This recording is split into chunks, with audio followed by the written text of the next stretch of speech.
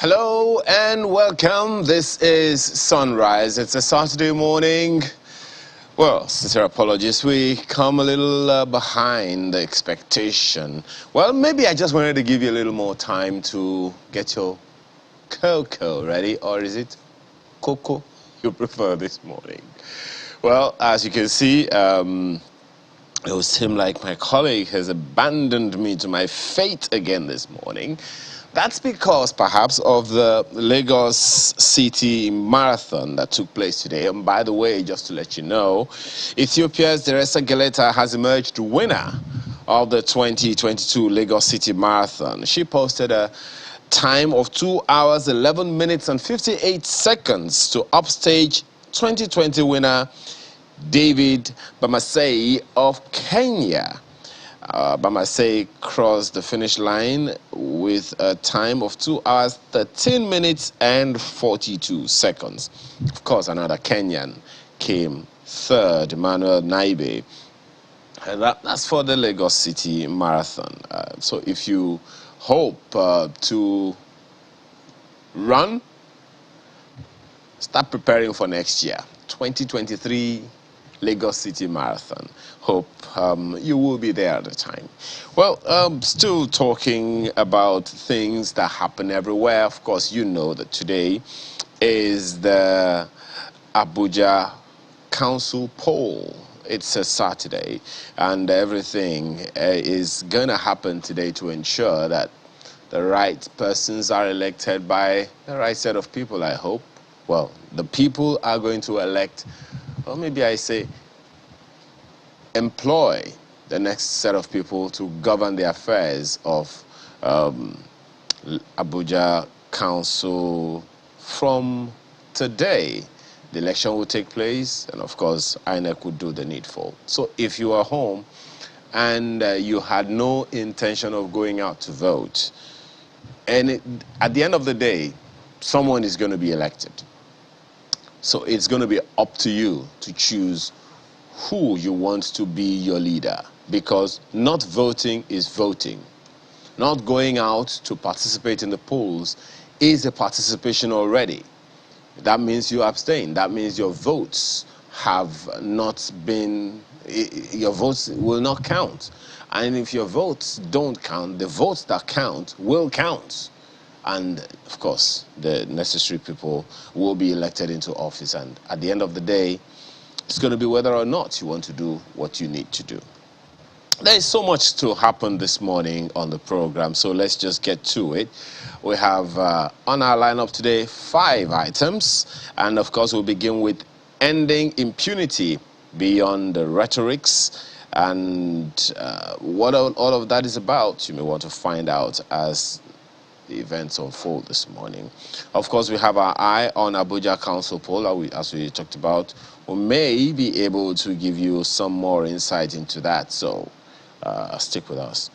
The 2022 Humanitarian Response Plan for Northeast Nigeria, that's also on the tab today. What's that all about, and how do we ensure we don't go back to where we were?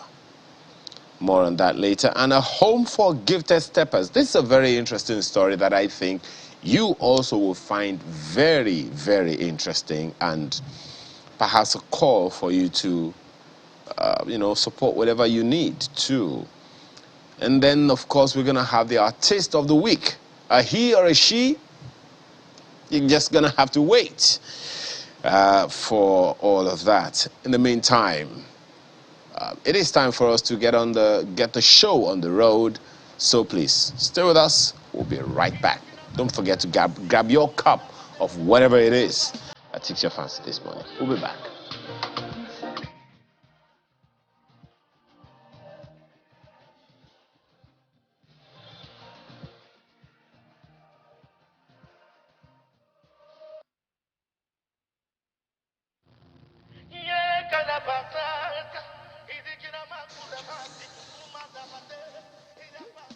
Well, that's the first topic we are looking at this morning, ending impunity.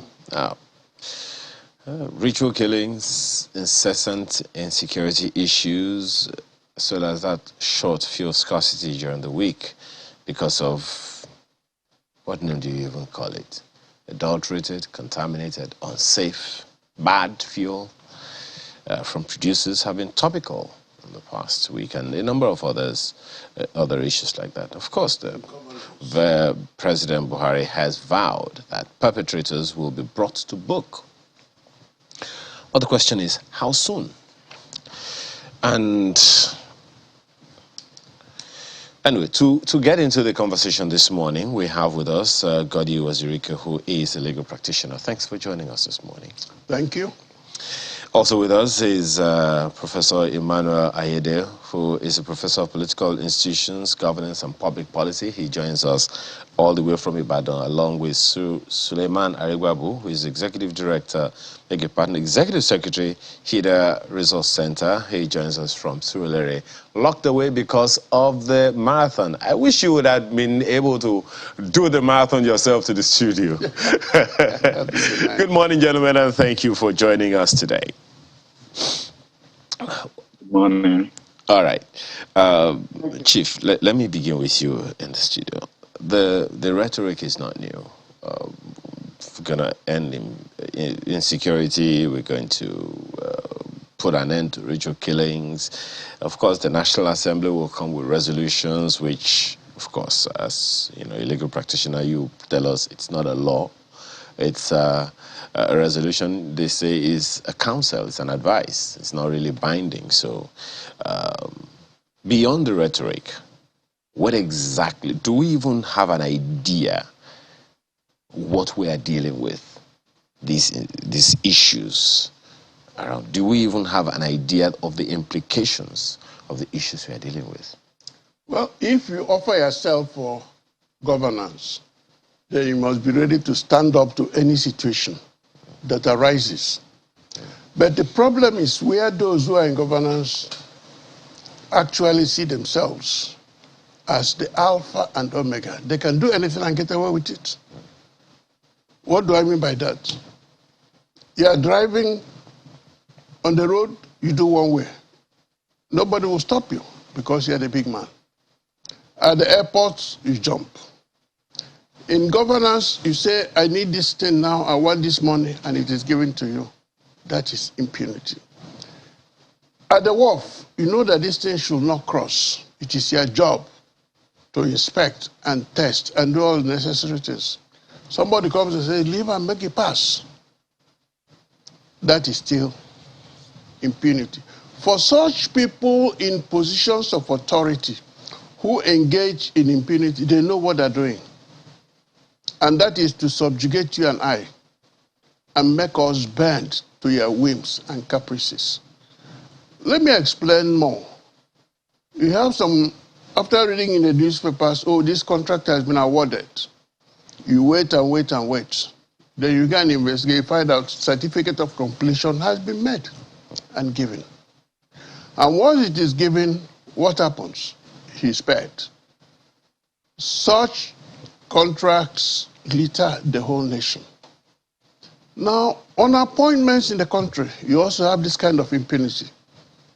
The one we are used to is when you want to employ those, when you want new soldiers and so on, recruits, some states will get 10, some states will get 15. The police said the same thing is happening. Even though they're telling us that the South didn't bring in enough people, which I found ridiculous.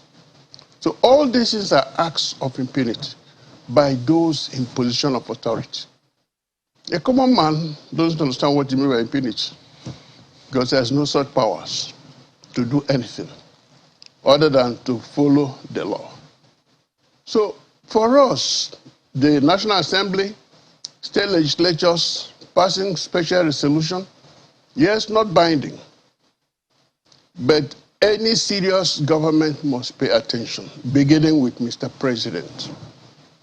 We know what is going on now. In the past 1 week, there has been this fear everywhere. If I buy petrol here, what happened to my engine? Somebody is in charge of testing.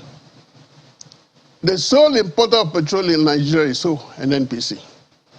The sole tester of every quality is what? DPR, as it then was. Now, the person that is in charge is Mr. President.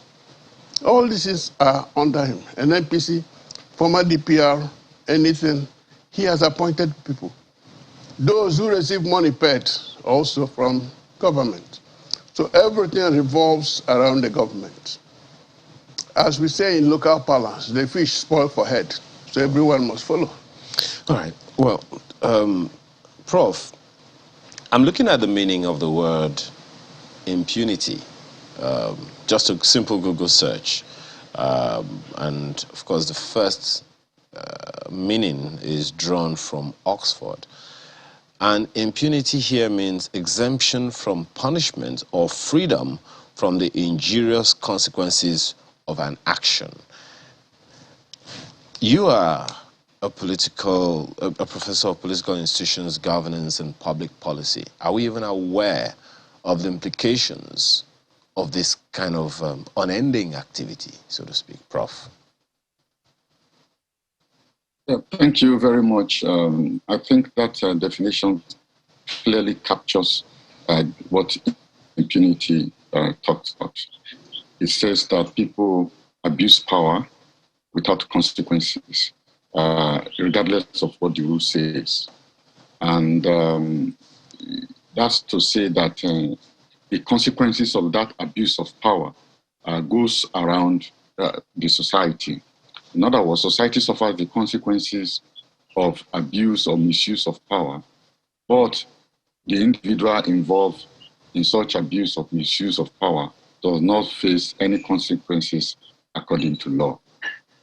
It's a big problem, and it's what we mean by institutions are weak. When we say institutions are weak, that's exactly what we mean. And what the implication is really that those who are in government, who are supposed to take responsibility for the fate of society, are not doing so, which implies that the society itself is endangered.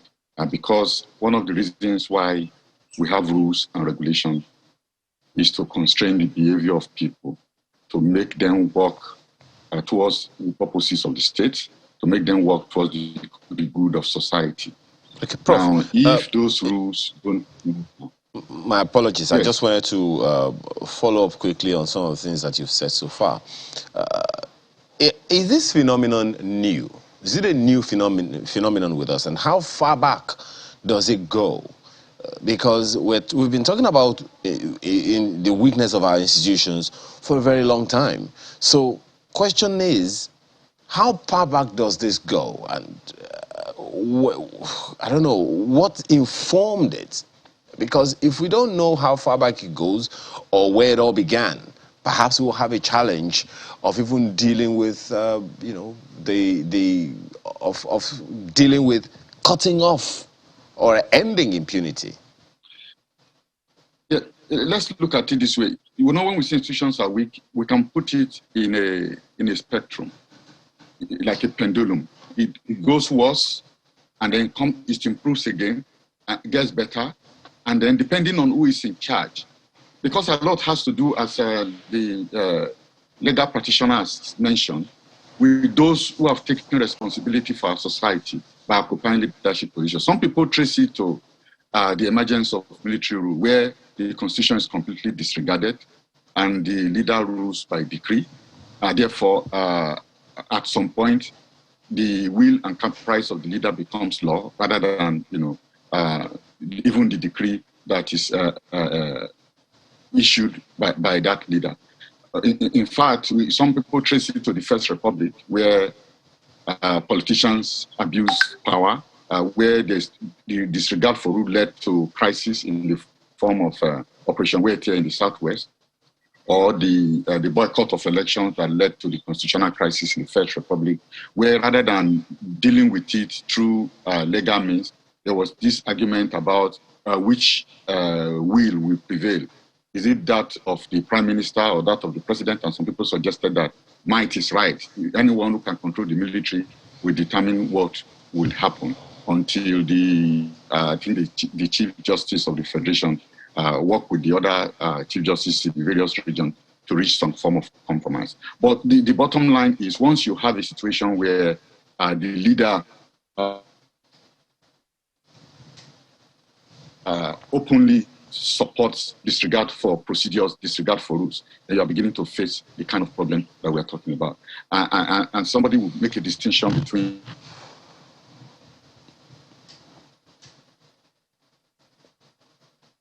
Oh dear. I believe that we'll be able to get Prof back because those historical perspectives perhaps also indicate to us, okay, this is what we have on our hands now. How do we begin to address it?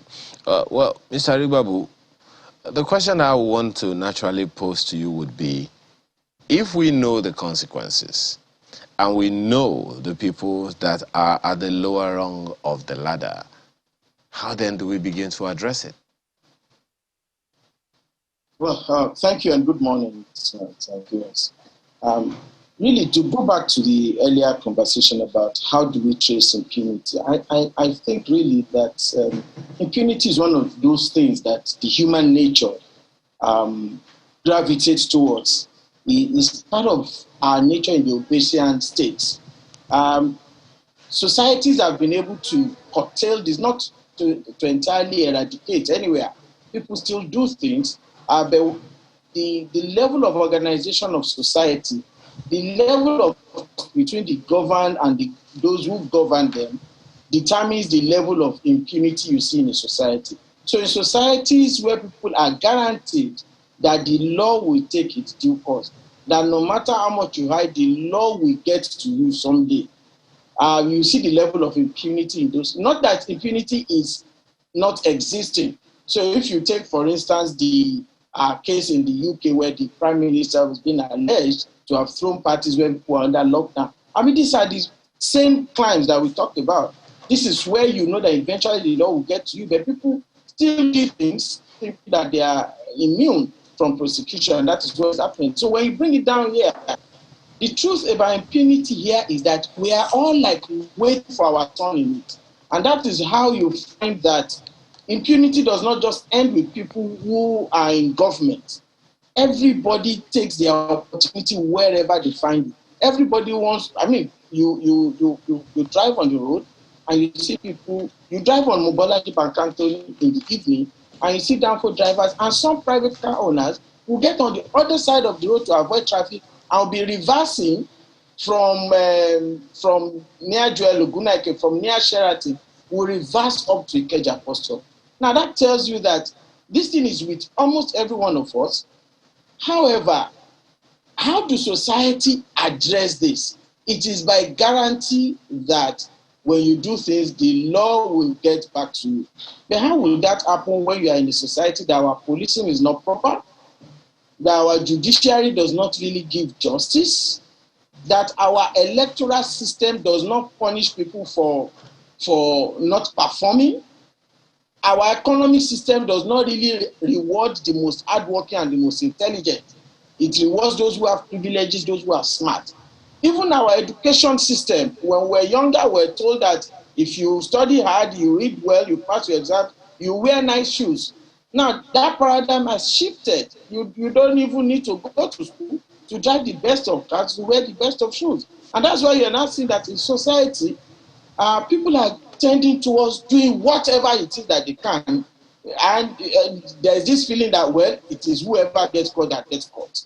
So for us to address impunity in Nigeria, we need to first come together as a people to realize that this path that we are on is a path to perdition. There's no nation that has gone on this trajectory and have become great. Mr. Rigbabu, if you don't mind me butting in very quickly, some of the things that you raised, you talked about the virtue of education, for instance.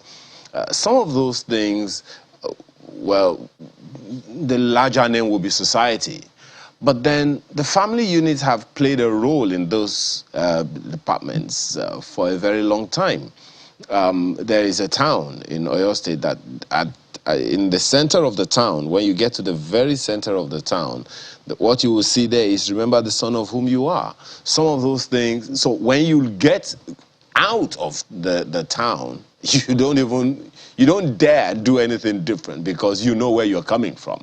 And you know that somehow, just as you said, it will seem as if the hand of the community is going to come get you wherever you are if you behave out of script of what that society you came from says. So you're essentially saying that it goes back to the homes, and it dates back centuries. Where did we miss it? And how do we begin to retrace our steps? Yeah, thank you very much. So for me, like I said, it's always been part of us is the degree that has been deteriorating. Now, when like Prof was talking about how our society evolved, the government, the First Republic and all of, during the colonial days when people did some things out of order, it's like we excuse it that they are reacting to the foreign masters. We have taken the same tradition into society. So the relationship between government and citizens is as if people who are in government are not from us. They are not among us. Unfortunately, they are. The worst amongst us end up getting into the government because that is what society is projecting. That's what society is pushing out.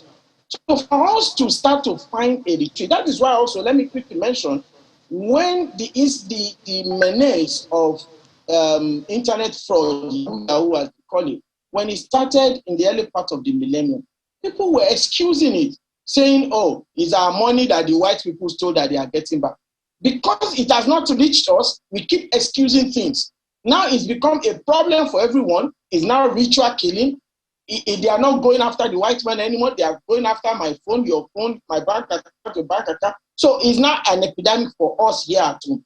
This is the way we need to see how we are part of all the problems. If we come to a stage where we see ourselves as part of the problem, then also know that there won't be a solution from the government.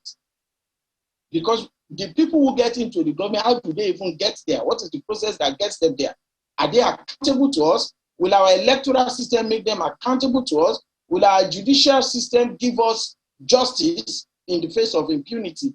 Until we come together as a society to start to redress these things, so that everybody knows that whatever you do, wherever you are, there is a consequence if you are not doing the right thing. Whether it is violating traffic, whether it is jumping queue, whether it is stealing council money, whether it is doing contracts substandard that end up. I went for a walk in Surulere this morning and I counted over 50 manhole covers on the road that have been stolen.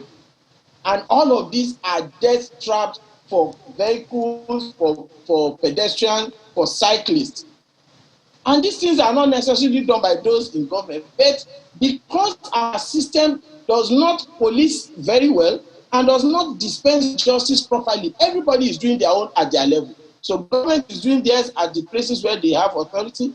Ordinary people like you and I are also doing ours. Those are some who are going to steal the manhole covers.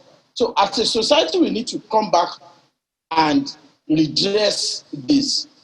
In that, we have to ensure that no matter what you do and no matter how connected you are, if you violate the law of society, you are caught, there will be justice. And this brings us to one fundamental issue in our society that we've not paid attention to. There are so many people on death row, unfortunately, in our various prisons. And our governors and our state houses of assembly continue to enact law that says death penalty is for this offense. But the governors have all refused to sign death penalty. So anybody who is going to cut the next person's head to do money ritual, know that even if they get caught, they will be in prison and probably become a kingpin in prison. And one day there could be a jailbreak and they will escape and they will go and start a new life somewhere. So because the system of justice is not being properly applied to be a deterrence, to discourage those who are intending to do crime, will continue to go in a vicious cycle. Okay. Well, Chief, it would seem like we're caught between the law and society. Well, law is meant for us, for the society, but it's also us who will implement that law. Just an example, you're a judge, you're the almighty judge. You can do anything. The id, the ego, and the superego will start fighting within themselves. In other words, you, the judge, haven't seen yourself as supreme. You can sentence an innocent man to death. That is impunity. But society checks all these things because we have what is called supervision. It is where a man or woman who is supposed to do something fails. Supervisor must step in. The tragedy is that in Nigeria today, both the man or woman who is supposed to work and the supervisor are in the same boat. They believe in impunity, nothing will happen, as we say. So when you are in charge of customs and we say petrol is being smuggled, we now blame the ordinary man. We forgot the customs officers. But you know, you've spoken to the institutions, and you've spoken to government. You've spoken to the role of the laws that set up some of these ministries, departments, and agencies. But they are not new. The challenges we're contending with are not new, as Prof. Said the other time. Some even points as far back as pre-independence to some of these issues. It would seem then that we knew all the while what the problems were, that we just seemed to allow them to fester until now. Just you quoted the street balance, so let me also use a street balance to ask the question. Now, like this, we go the day. No, it depends on who is in charge. Let me tell you what happened in Imo State when Colonel Adisa was brigade commander in Obinze.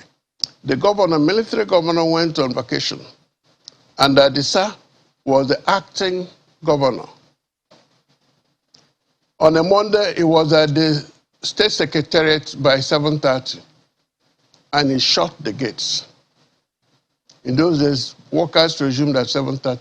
He shut the gates, and people were panicked. The next morning, he drove to Olu, and he was there by 7:30. He also closed the gate. Suddenly, a new expression arose in Imo State. Adisa is in the air. Everybody started getting to work by 7 a.m. So if you're a minister and you're in charge of a ministry, what do? Get to work early enough, and everybody will know that you are serious. It is when the junior man, let's start from the smallest, the cleaner, knows that our guy will not come until 10. He too will start sleeping. By 9:30, he will start cleaning, so our guy will see him. It is the attitude of those in government that shapes the government. Corruption can never be eliminated in any society. Quote me, any society, completely. But what makes a difference is, what do you do when there is an act of corruption? When there is an act of impunity, what do you do? Do you say, well, leave him, he's from my home, or he's my friend? That is what marks the difference. America, there is more corruption in America than in Nigeria. But the moment there is that more paint of corruption on you, they will say, you must leave office. In Nigeria, if you accuse a minister of corruption, the security will come after you. In the north, they will charge you for spoiling the name of somebody, and you spend time in prison. So what determines the make of a society is what society makes of acts of impunity, of acts of corruption. When you're charged to court, do you just swagger in because you know the prosecutor, the attorney general are your people, or that you are the one who appointed the judge? There is even one that actually, I will make reference to what happened in the Supreme Court yesterday. Executive Order 10, which was there to make sure that both the legislature and the judiciary are independent. Supreme Court said that Executive Order 10 by the federal government is unconstitutional because it has no such powers. It is to the benefit of the judiciary, all right, and legislature, but it was done wrongly because it is already there in the Constitution. And what do the governors do? the governors make sure the speaker is a houseboy. The governors make sure that they hold on to the tenterhooks of the judiciary. So anytime the chief judge needs money for anything, he goes to sit like other visitors in the governor's office. As he is sitting down, the party chairman will pass. He will not sit. He say, Chief Judge, how are you? He will just pat him on the back. Tomorrow, if there is a case involving the chairman and it comes to the chief judge, what will happen? He knows that this man has the ears of the governor. So, Chief, in that light, it will seem then that the governors that you have pointed at now, that you've given the example of now, are operating the Constitution in breach. So, what's society supposed to do? Well, this democracy has been on for 23 years now, and counting. This same thing that you talked about now has been happening for 23 straight years, and we have done nothing. Well, I don't think we have done nothing. We have done something, but there is also another thing holding us up. We say, go and get a voter's card, go and get a PVC, be ready to vote. We have been passing that message, but will your votes count? If those who are in charge of INEC are busy to manipulate elections, what will the common man do? Start insurrection? I don't understand. Okay, let me pose that same question. Hold on. Let me explain something more. We do our own, which is come out and vote. But we're also fighting that those in charge of making sure that our votes count live up to expectation. This is not about whether or not some people do their, some people they get into office to get a job done.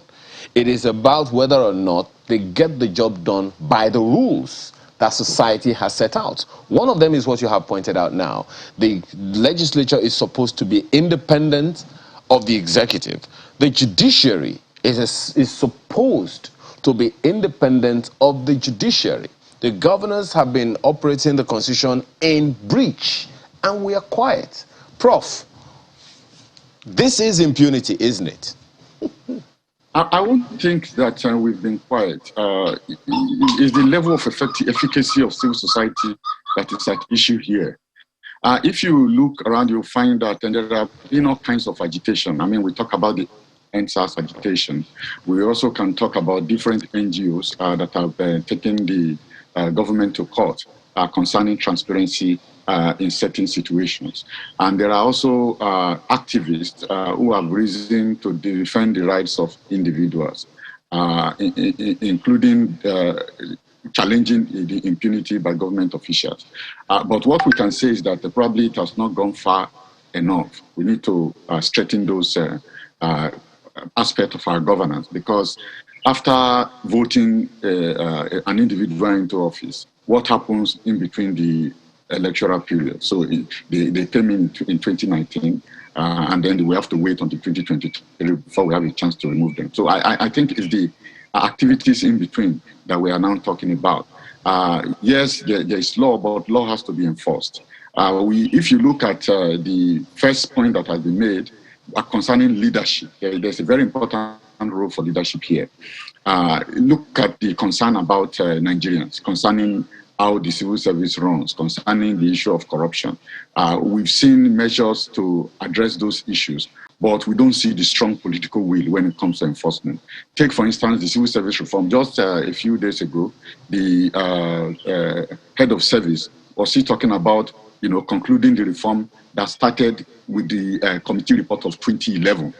Then you ask what kind of political will in enforcing the report of the commission that was set up to do that. Now we'll be talking about security. If you follow the trend about concern about reforming the military to reposition it to work effectively with other agencies to address some of these issues, you will find that the government has also been very slow. First, they set up a committee. The committee gives a report.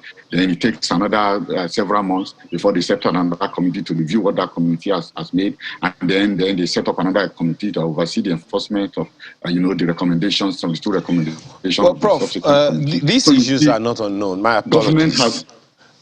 My apologies. These issues that you've raised are not unknown, and as we have just established with Chief Wazirike here, we've done this for 23 years. We have a constitution that spells out the independence of the three arms of government. I find it comical sometimes when the legislature, members of the legislature, point to the executive as the federal government. I thought they were all supposed to be federal government together. The executive, the legislature, the judiciary is the federal government. But when members of the National Assembly refer to the executive as federal government, I begin to ask questions in my mind. So now, back to the issue that I'd like for you to really speak to, and that's the fact that the Constitution is clear what the role of the legislature is at the state level and at the federal level. What the role of the legislature is, what the role of the executive is, what the role of the judiciary is.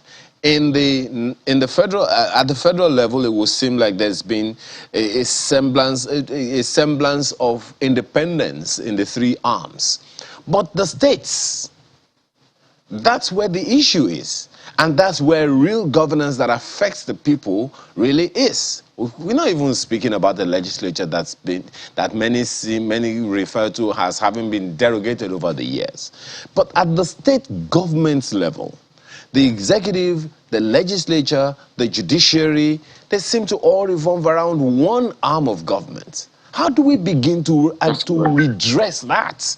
Because unless we do that, I mean, as Chief Wazirike said earlier, it would seem like the Speaker of the House of Assembly is just a ball boy to the governor. Well, let me start by saying that not all governors act the same way. In terms of impunity, we can put them on a scale, and we see that some governors do better than others, which brings us to the point that we have emphasized the role of leadership. Not that all the values that drive the political process. Is it the common good? Is it the interest of making a difference in your society? And that's why we are saying these are people who are part of our communities. They are not taken from outside to occupy those offices. But how is it that they get into those offices, they are behaving in ways that hurt us, and we seem to be powerless about that? The first answer would be that, one, those who are in those positions don't appreciate the grave consequences of their action, both for now and for the future generation. Secondly, they succeed in dividing us, in such a way that we are unable to act in a concerted manner to challenge the impunity that is going on. And there are all kinds of structural issues that can explain some of those challenges. For instance, if you say a state, for instance, we say we are Nigerians, we only have indigenes of a state.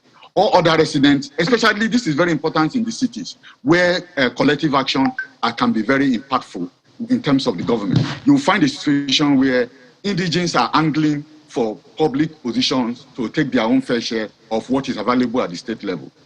Non-indigenes who are paying taxes, who are part of the community, cannot collaborate with indigenes because there's a competitive relationship already between them. And many of the residents in the cities are not necessarily indigenes. So there's some form of sense of powerlessness that arises from that division of civil society between indigenes and non-indigenes. So we need to address that so that the efficacy of citizens as residents of particular states can be assured by making this division, by eliminating that division within at the state level. That is one very important thing we can do. Then the second one is that civil society organizations existing within the state should begin to focus on the activities of governors. Then thirdly, I also think that within our educational system, especially at the university level, we have to confront some of these challenges even in the classroom. We have to confront them, because again, the consequences of the impunity is beginning to confront us in their very gory details. And I think it's time for us to begin to act, because we cannot tell who's going to be the next victim.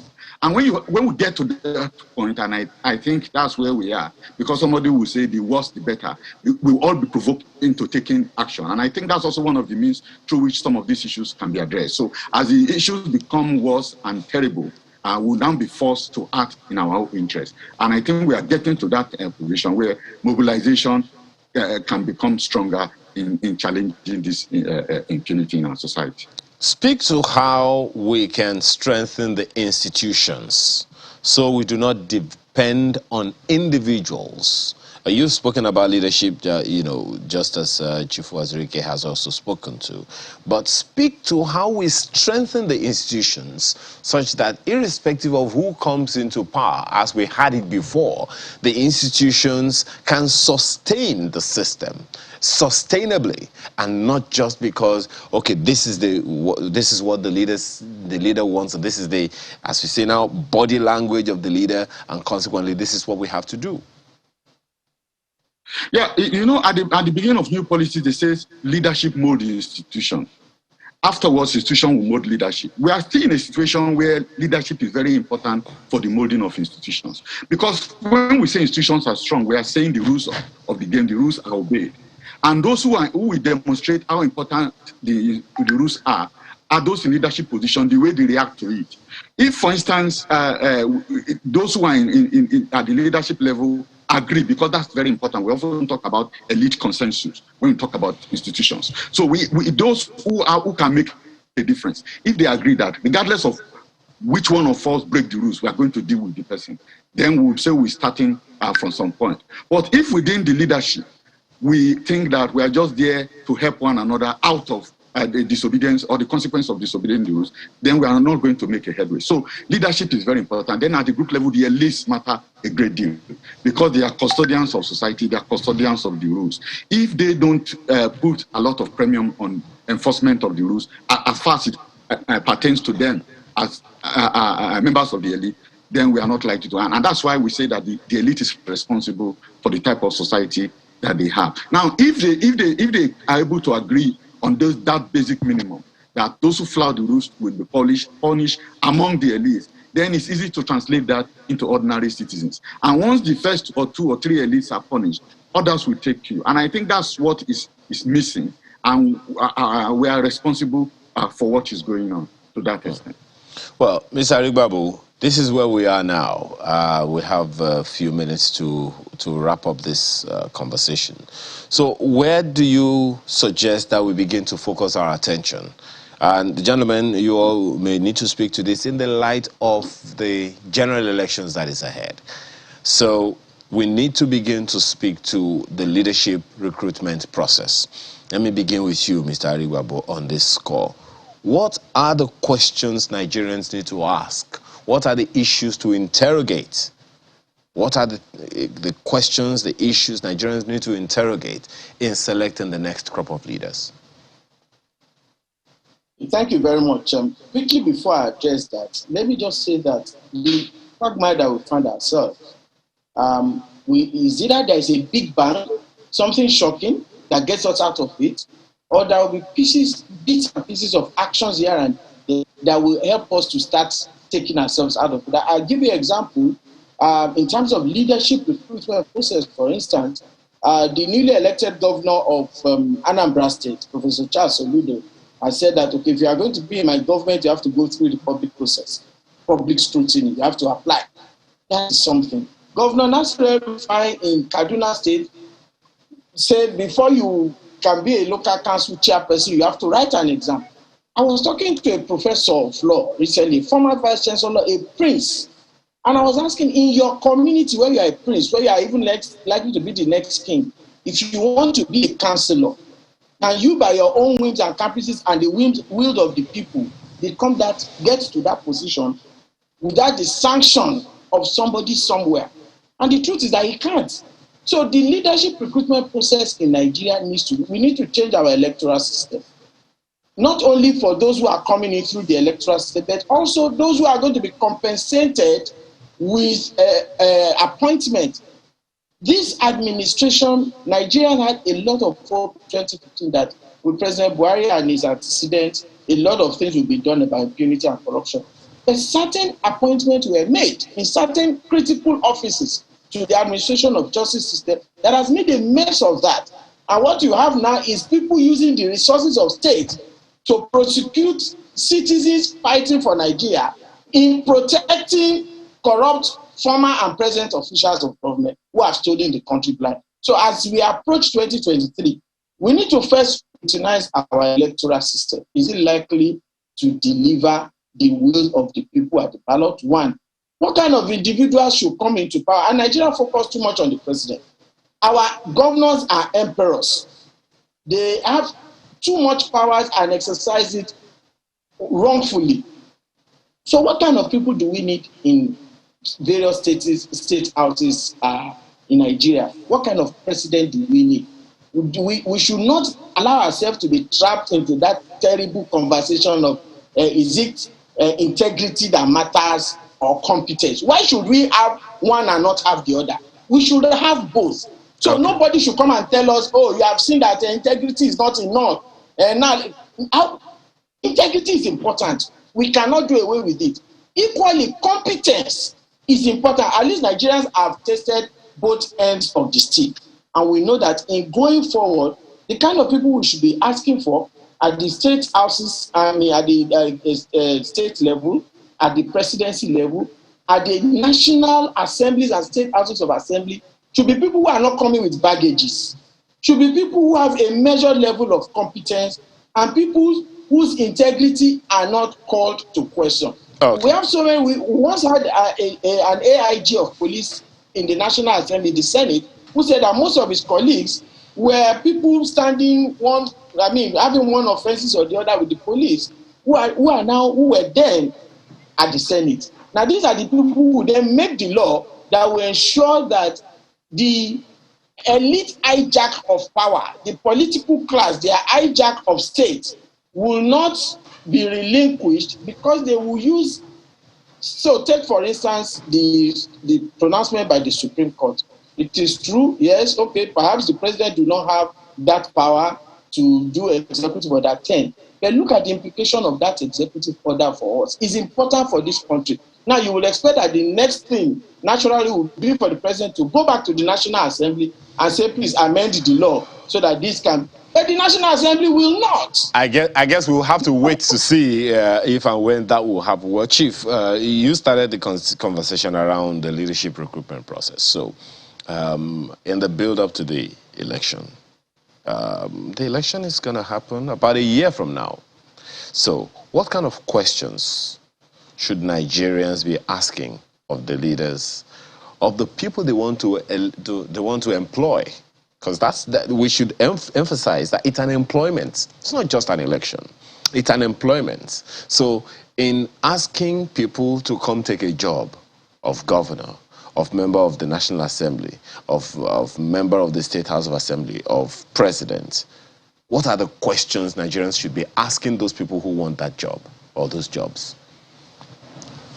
You know, what you just raised now is very fundamental. But there's also an aspect of these questions, which I know the president and those around him also felt recently, just a small one. Those who conduct elections are supposed to be above board. But one of those screened, one of the people who have just been screened, a professor from Bayelsa, is a card-carrying member of APC. She has passed through the National Assembly. She's waiting for swearing in by Mr. President. And what will that person decide in a contest between PDP and APC? Naturally, APC.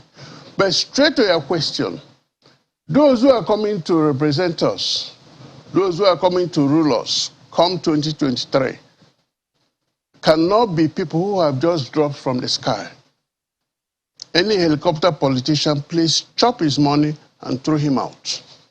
So we are looking for people in the society where you come from. Who are you? What have you done? Yes, you don't have money. You don't need money to help a poor woman, a poor widow. You don't need too much money. It could be just lifting a hand. So we have to evaluate the quality of each person, the tendency of that person to do good and to align with the people. I don't mean those who, if you want to kill people, they come and join you to kill people. No.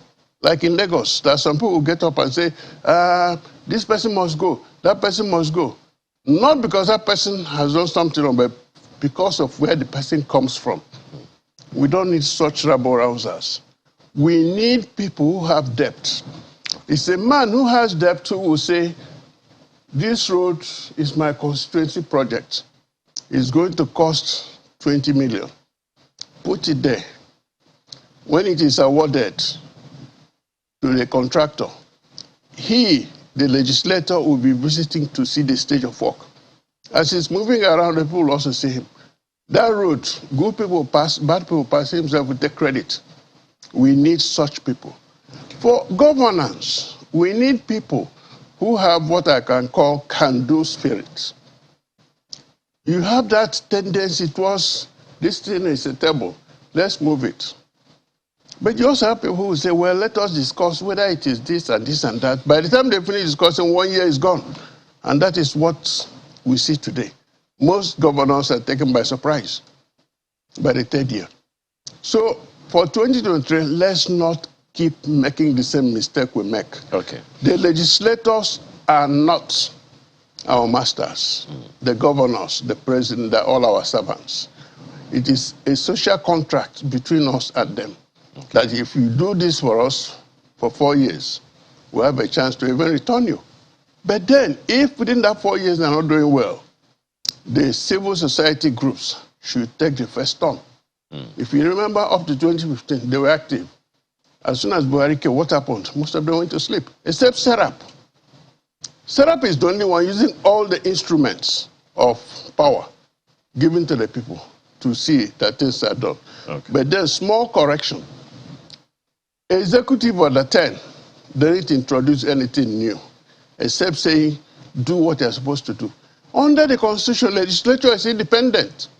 Judiciary is independent. But what happens is the governor receives the money for the three, for the executive, for the legislature, and for the judiciary, and keeps them. Well, I think we should even begin to talk about whether they should have a joint account where they all sign. We don't answer that one yet. Well, Prof, it's time to go. But I give you 30 to 40 seconds to speak to the elites that you've spoken about. Many say the elites don't come out to vote. What would be your counsel to them going forward? Yeah, I think they have more fundamental role to play in addition to voting. If you look around, they form different groups showing concern about the tragedy of the Nigerian situation, especially when it's coming close to election. There's a recent meeting in Lagos which made the media around. And we expect that those kind of concerns should translate into concrete action because they have the capacity to influence, the recruitment process. Because it's not just about the rules, it's not just about people voting. It's also that it's real politics when it comes to that. And since they have the resources, they have the education, the network and connections, we think that those among the elites who are really concerned about the tragedy of the Nigerian situation should sustain action, that will lead to improvement in the quality of people that end up in public office. And they can do that not just through the electoral process, but using their networking and their organizing ability, which they have shown in certain moments. Yes. Professor Emmanuel Odede, Professor of Political Institutions, Governance and Public Policy, thank you so much for your perspectives this morning, as well as Mr. Suleiman Arigbabu, Executive Secretary, Header Resource Center, both of them join us virtually. And many thanks to you, Chief Godi Uwazurike, who is a legal practitioner, for coming to the studio to share your thoughts with us today. Thank you very much. Thank you so much. So, Sunrise continues right after now with another issue. Please stay with us.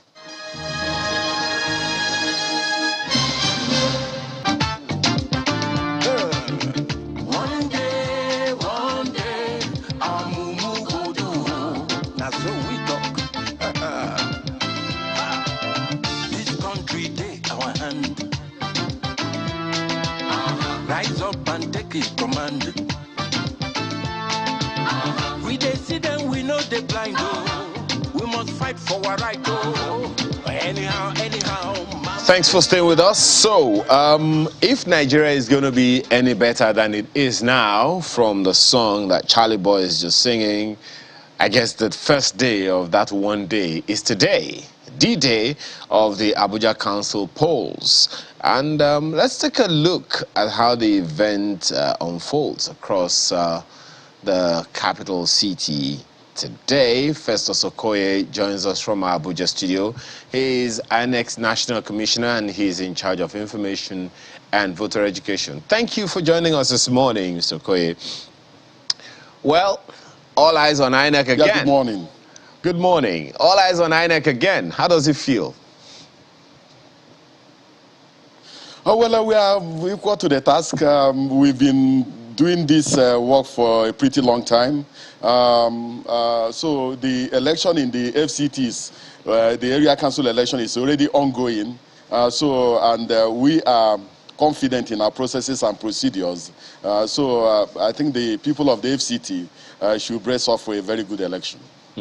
Well, INEC is the State Independent Electoral Commission in Abuja, as the National Assembly is the State Assembly in the capital city.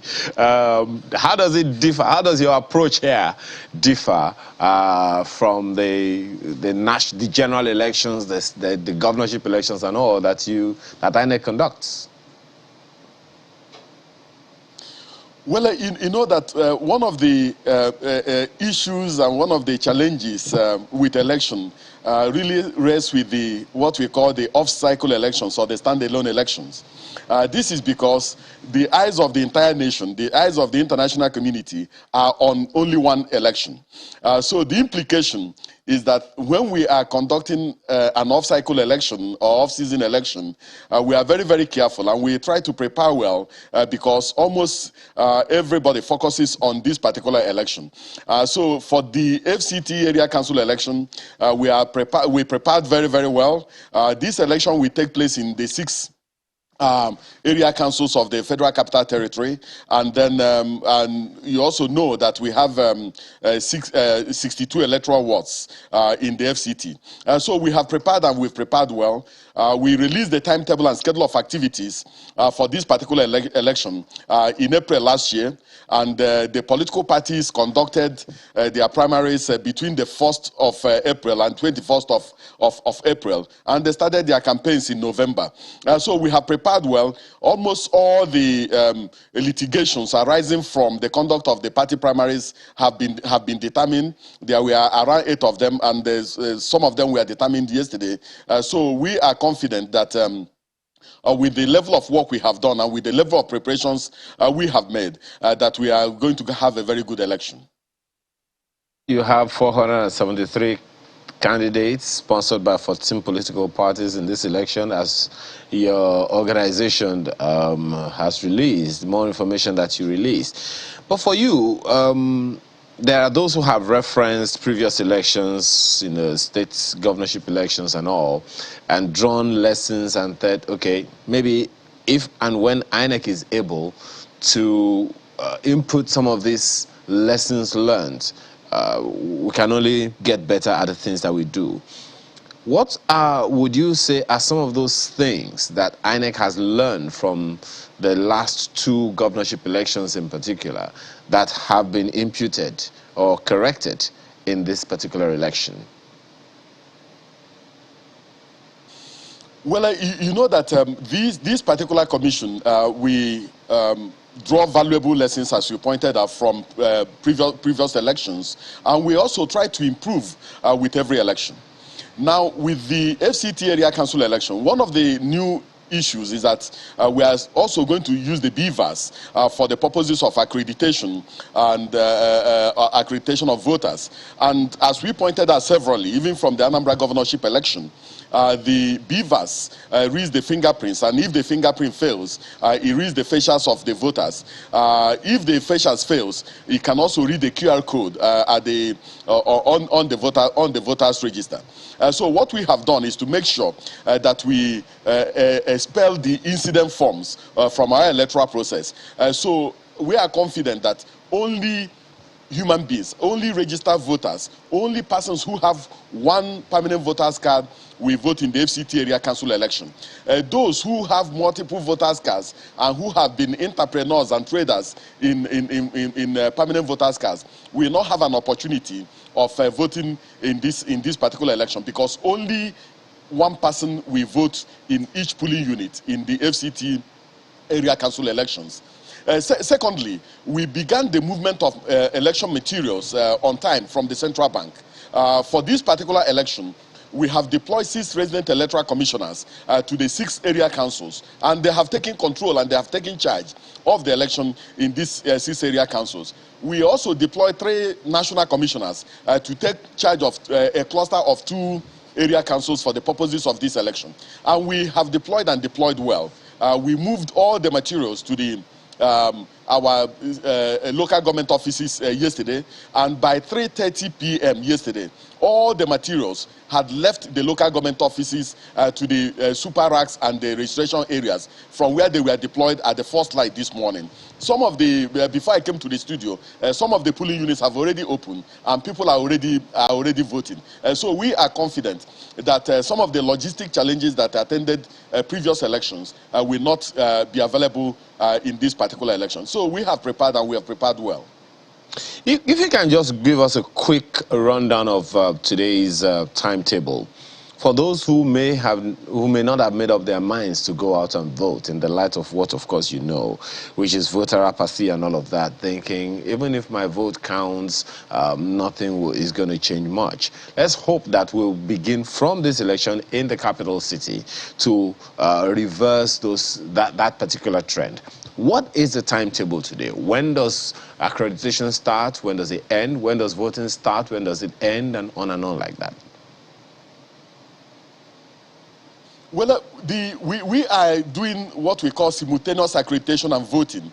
The polls have already opened at 8:30 this morning, and the polls will close at 2:30 in the afternoon.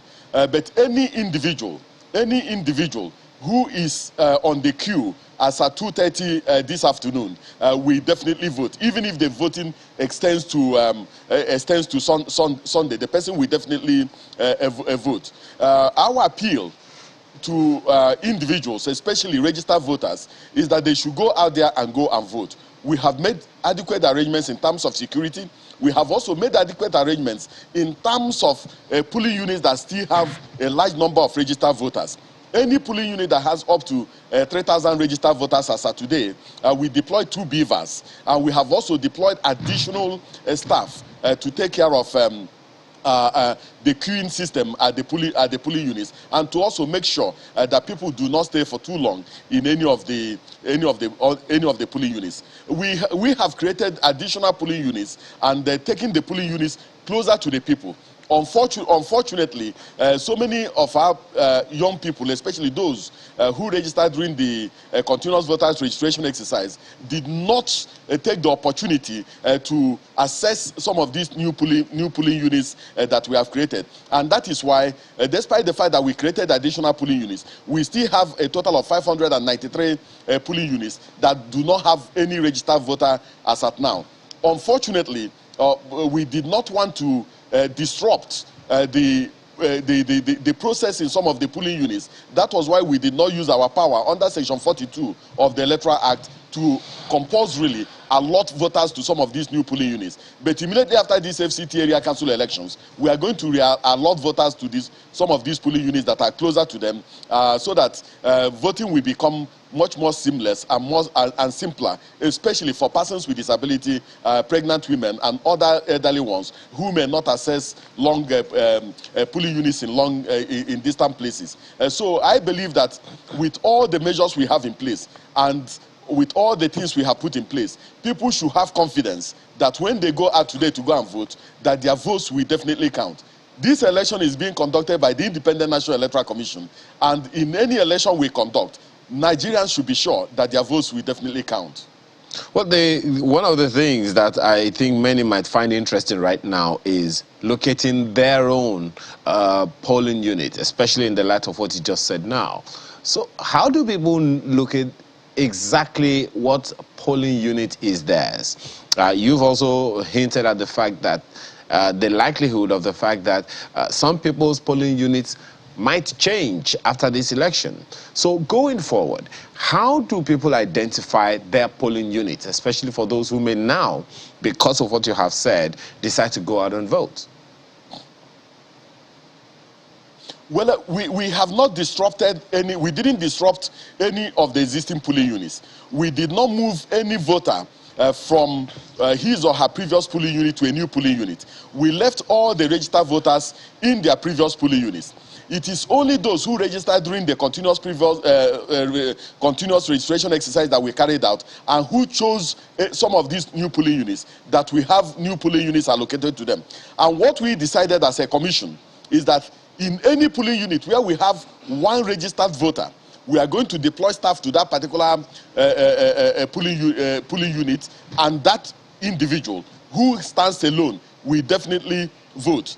But for the 5,903 polling units that do not have any registered voter, we are not going to print, we didn't print ballot papers for those polling units, and we did not deploy any staff to those polling units, and we do not expect any form of result for these polling units.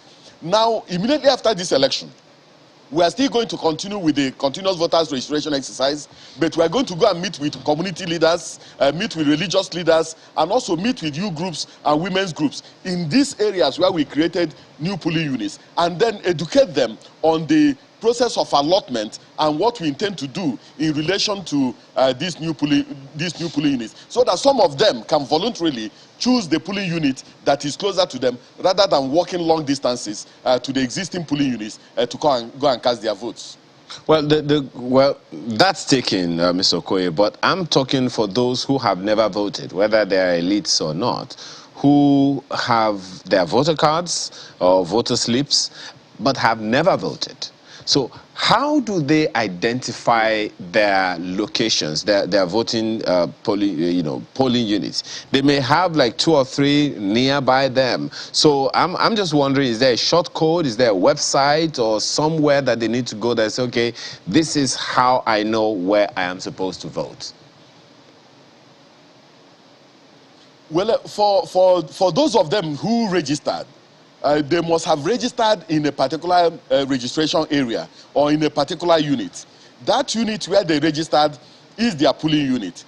There's a possibility that in that particular registration area or in that particular polling unit, there may be 5, 6, 7, or 8 polling units clustered maybe in a primary school or in a secondary school or even in an open space. When they get there, we have some of our staff. Their VIN numbers are on the permanent voters register, and all the details relating to where they registered are embedded in their permanent voters register. So when they get to the school or to the polling unit where you have a cluster of polling units, there are some of our staff are there who will direct them to the appropriate polling unit where their names are and where they are supposed to vote. So they are not supposed to have any challenge whatsoever. For those of them who did transfer, for instance, maybe from Lagos to the Federal Capital Territory, if they did the transfer online, before they did the transfer, our portal will have directed them to the registration area where they belong or to the polling unit where they belong. And so they will choose on their own, they will choose the new polling unit where they are supposed to go and vote. So they don't have any challenge whatsoever in locating their polling units. How about those who registered online?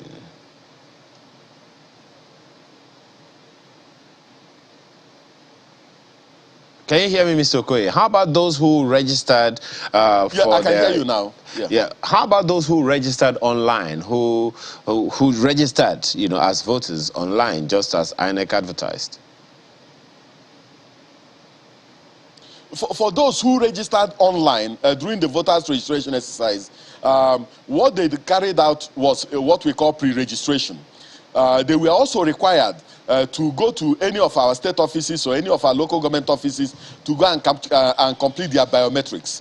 So when they complete their biometrics, they will now be issued with they will be issued with a slip that will entitle them to go and collect their permanent voters card. Our emphasis is no longer on distribution of permanent voters cards because previously, when we distribute, people will go and collect on behalf of others. Our emphasis now is on collection. If you registered, you should go and collect your permanent voters card that will entitle you to go and vote. So we have printed the permanent voters cards of all the people who registered, minus those who carried out multiple or double registration. all those who carry that multiple or double registration, we did not print their permanent voters cards. Rather, we quarantined their new registration because their previous registration is still valid. We want to remind Nigerians that multiple or double registration is a clear violation of the provisions of the Electoral Act and attracts sanctions. So at the end of this particular exercise, we are going to make a determination on what to do with those who voluntarily and willfully and maliciously engage in double or multiple registration, because it's a clear violation of the provisions of the law. So what's the voting population that INEC expects for these Abuja council elections? Well, for this Abuja area council election, the total number of registered voters that we file out today to go and vote stands at 1,373,492. That's the total number of registered voters that will exercise their democratic franchise today. Well, historically, Mr. Okoye, what's the percentage of the voter population that has come out hitherto to be part of this particular election, and what would be your appeal? Well, my appeal is that the registered voters in the Federal Capital Territory should come out en masse to exercise their democratic franchise. Area council elections or local elections are very, very important in the democratic life of any nation. If we do not vote in area council elections, the implication is that whoever is voted for, we are ready to live under that particular individual, or under that particular regime, or under that particular political party. I believe that the people who vote expect to get some dividends out of their votes, that their votes will have value, and that those they elect will definitely perform for them and also work for them. Now, historically, we've had very low voter turnout in the FCT, especially in Amak, the main city center. But in the other, in Buari, in Kwali, in Abaji, and the other area councils, the voter turnout is slightly high. But in the city center, where the elites live, we've had very, very low voter turnout in the city center. So our appeal is that people should go out and exercise their democratic franchise so that at the end of the day, we will learn valuable lessons that we can impute into the conduct of the 2023 general election. But for this particular election, we have deployed the beavers, and we have also deployed so many technical assistance, and also deployed so many redundancies to the area councils because we want to really test the robust nature of the beavers and to make sure that we get it up to speed for the 2023 general elections. So all eyes are on the FCT area council elections, and we are working assiduously to make sure that we deliver on our mandate. Well, I was hoping to get some kind of percentage in the voting population generally, Mr. Okoye. You may also want to speak to the lessons. You spoke about lessons earlier. What would you say are the reasons why it would seem like the elites don't come out to vote? Well, I will not speak for the elites because I'm not too sure I'm one of them. But, come on, Mr. Okoye. Come on, Mr. Okoye. We know that.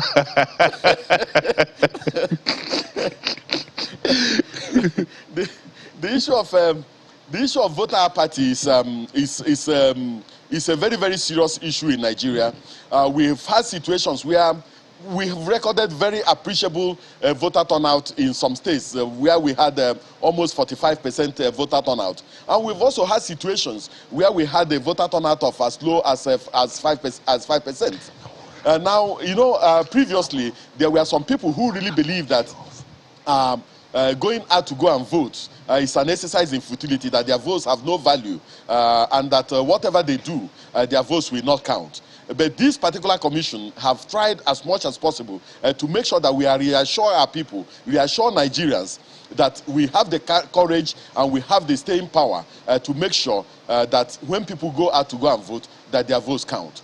That was what accounts for our creating additional polling units in Nigeria, to make sure that we take these polling units to the people and the congested polling units. But unfortunately, so many of our people have not taken advantage of these newly created polling units and assessing them. Secondly, we have also introduced the beavers and retired the smart card readers. And why we introduced the beavers is to make sure that only those who have valid permanent voters cards go out to the polling units on election day. We realize that there's a possibility that there are some permanent voters cards in the hands of people who are not supposed to have them. So with the introduction of the beavers, you go to the polling unit, we check your fingerprints. If we don't capture your fingerprints, we check your facials. If we don't capture your facials, we check the QR code on the voters register. If we do all these things and we cannot see you, the implication is that you are not who you purport to be. And we just simply ask you to leave the polling units, and you will not be captured, and you will not exercise your democratic franchise. So I believe that whatever misgivings people have in terms of the quality of governance and also in terms of the other variables that make them not to go out and vote, they should go and exercise their democratic franchise. In terms of violence at the polling units, we have deployed adequate security to make sure that nothing untoward happens at the polling units. But as you know, and as I know, voting in any election should be an ordinary civic responsibility without anybody locking down a state just for purposes of election, and also without anybody going out to go and vote and then violence will be unleashed on the person. So let us move our elections away from this type of a situation to a situation where people will be happy to go to the polling units to go and exercise their democratic franchise and then come home and wait for the results, hoping and praying that at the end of the day, that only their votes cast at the polling units will be the only determinant on who gets elected and who does not get elected. Well, Mr. Okoye, you have to go back to that constituency that you say you are not one of them shortly. But let me get talking about going. Let me just give me a moment or two. Let's speak to our correspondent, Empress Simon, who is one of those monitoring the Abuja Council elections right now, to give us some kind of updates. Empress Simon, how's it been? And what's new?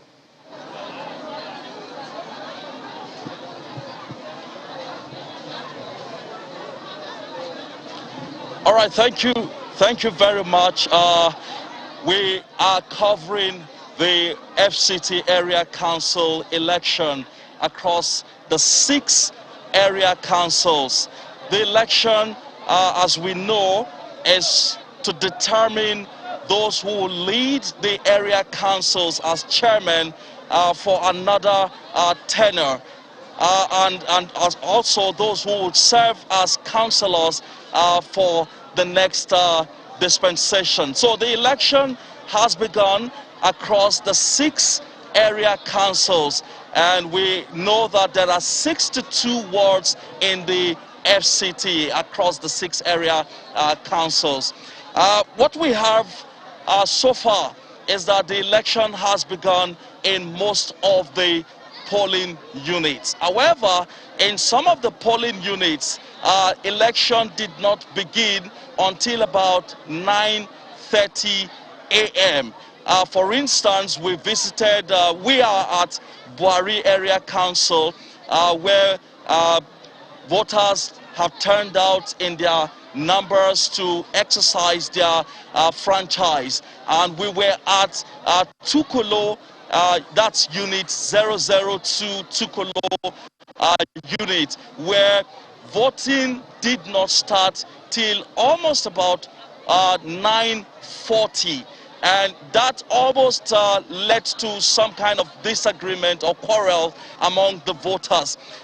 We have also seen some issues with regards to the bimodal voter accreditation system. That's the beavers which INEC is using in this election.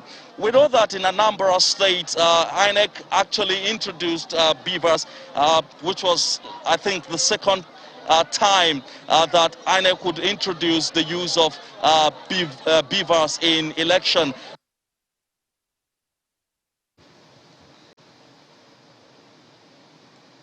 Okay, I'm pretty sure that we'll be able to get correspondent Emperor Simon back.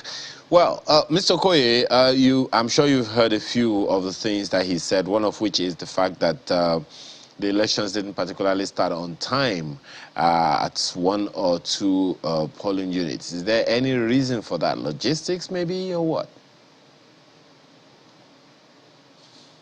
No, the report I've been getting is that in most of the polling units across the Buhari area council, because I'm supervising both Amak and Buhari, all the presiding officers and the ad hoc staff were at their various polling units to set up before 8:30.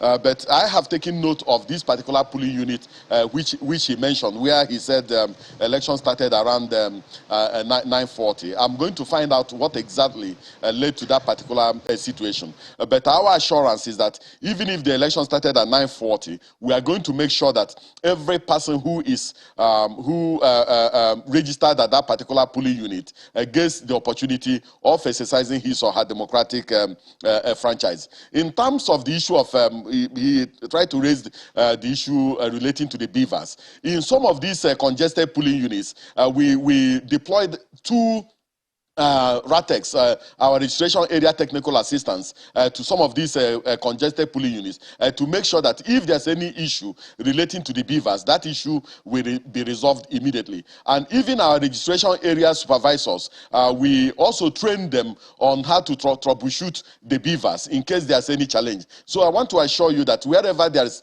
any slight challenge with the beavers, that we have the capacity to resolve that particular challenge as quickly as possible and make sure that it does not disrupt the voting process in any of the polling units. Lastly, before we let you go back to work, Mr. Okoye, how concerned is INEC about some of the issues being raised by civil society organizations about one national commissioner or the other that has just been approved by the National Assembly? That, you know, maybe one of them is a card-carrying member of a political party or so. How concerned is INEC about that?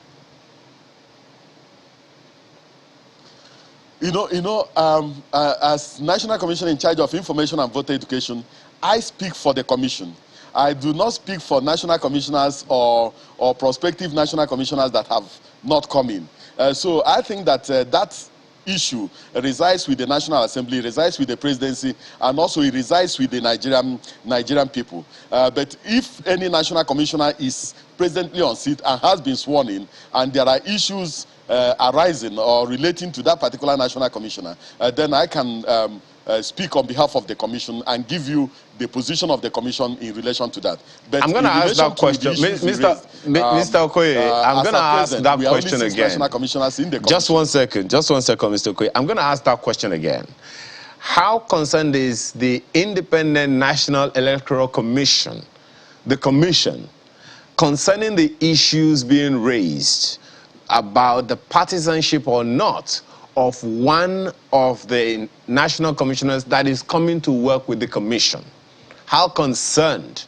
Is INEC concerned or not? Our position is that it is the work of the National Assembly, it's the business of the National Assembly to look at the qualification of those who will be appointed as national commissioners, and it is also within the remit of the president to nominate persons as national commissioners who meet the constitutional requirements. It has nothing to do with us as a commission. It has everything to do with the National Assembly and with the presidency and the Nigerian people. So as of today, we don't have any position on that. Should an INEC commissioner be partisan?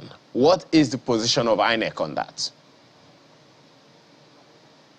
Well, no INEC national commissioner as of today that I know, and there are 6 of us, who has the registration card of any political party and who is partisan. So I speak for the commissioners that are on seat. I don't speak for persons who have not come in as national commissioners. That one resides with the presidency and resides with the National Assembly. We're just getting information now that there is someone who transferred his polling unit from FCT to another state, Kogi State. How does that person get information about his new or her new location? How does that person, or where does that person get a PVC? Well, there are two models that the person can use. The first model is that if the person did the transfer online, as at the time the person is doing the transfer, the portal, the person will interact with the portal. The portal will ask the individual where he or she is at present, and then where he or she wants to transfer to. If the person wants to transfer to Kogi State, the portal will interact with the person and find out the exact local government where the person intends to vote.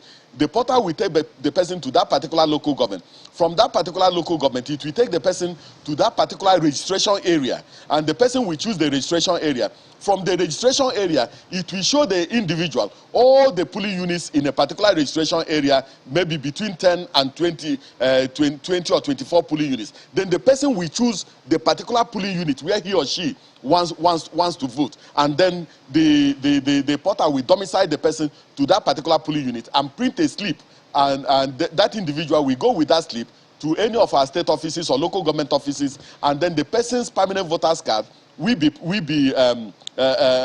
person will also be given a slip after doing the biometrics, and then the person's permanent voter's cards will be printed by the Independent National Electoral Commission, and the person will collect his or her permanent voter's card, and then the person's polling unit and registration area will be domiciled in the permanent voter's card.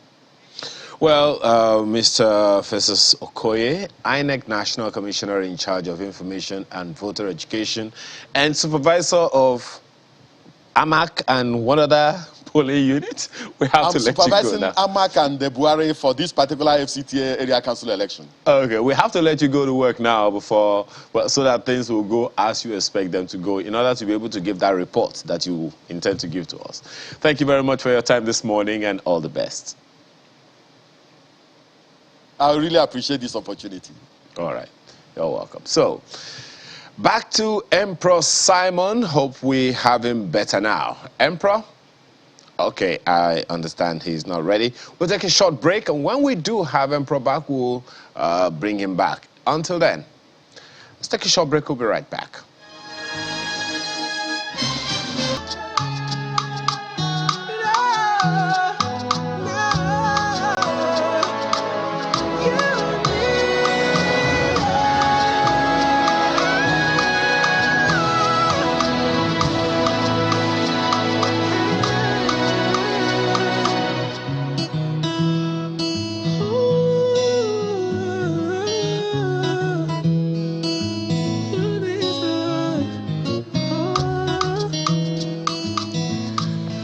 Thanks for staying with us.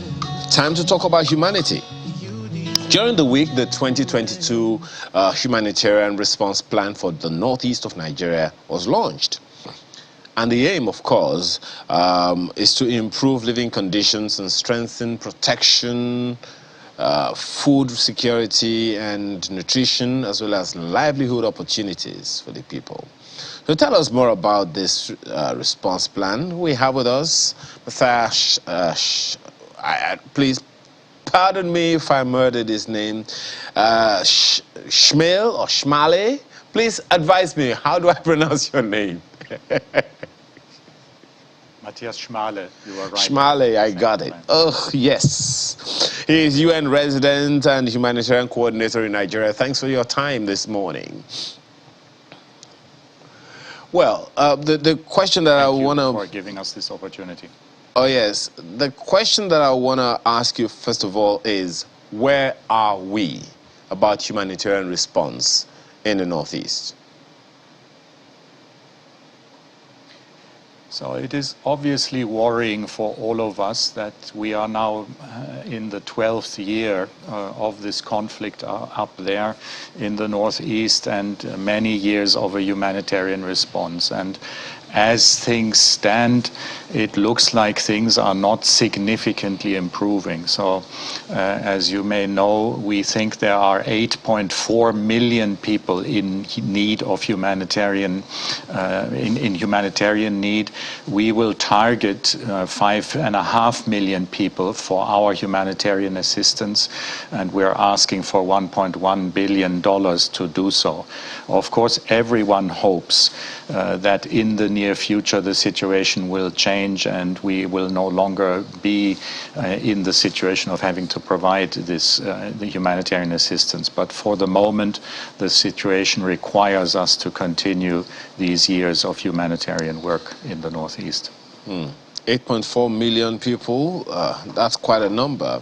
And from information available from you, from your office, it cuts across 3 states in particular, Borno, Adamawa, and Yobe states, which are in dire need of this humanitarian response plan. So, talking about the plan that's been launched, exactly what is this plan? Talk us through it. So it's basically continuity of assistance that I've referred to, and key elements of it are really covering basic needs. So food, nutrition is one important component. Shelter is another one. Camp management. As you know, quite a few of the people are in camps. We estimate there are 2.2 million internally displaced people across the 3 states you've mentioned. So managing camps remains a key issue. And then where it's possible and situations are improving, we also try to give early recovery and livelihood support. That is critical, linked to what I was saying earlier. We hope the situation will improve and that people will eventually have opportunities for a more dignified life. So as we provide assistance that covers basic needs like food, like water, like shelter, we're also trying to expand and see where we can provide what we call livelihoods opportunities or support to livelihood work. And then finally, and a very important aspect of our humanitarian operation is protection work. You made a reference to that in your opening remarks. We know that 80% of the people in need are women and children, and they are often the ones most badly affected, including being exposed to violence, including gender-based violence. So protection work, which includes elements of advocacy with all duty bearers to keep people safe, is another important component. So it's humanitarian basic needs, it's early livelihood, early recovery and livelihoods, and it's protection work.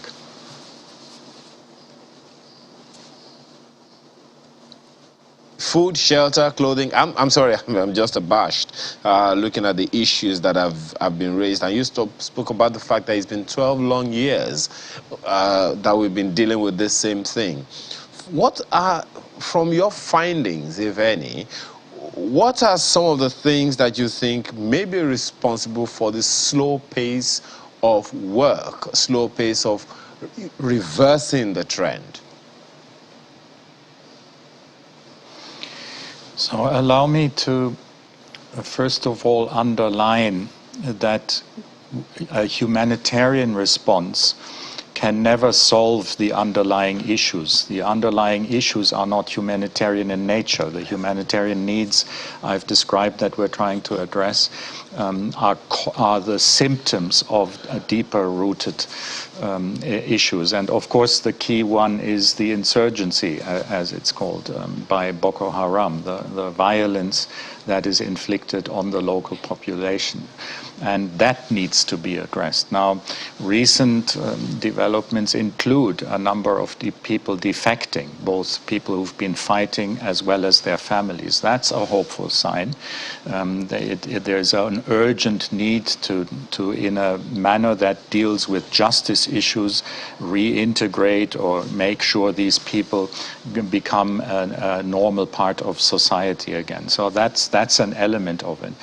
Overall, I think the solutions will require finding a way of dealing with the insurgency and ending it, but not just in military terms. I think there is also a requirement for political and socio-economic solutions. If people are, and education, if people are educated, if they can work and earn their own money to buy food and cover their own needs, they will be less fertile ground for violent and extremist groups to recruit them.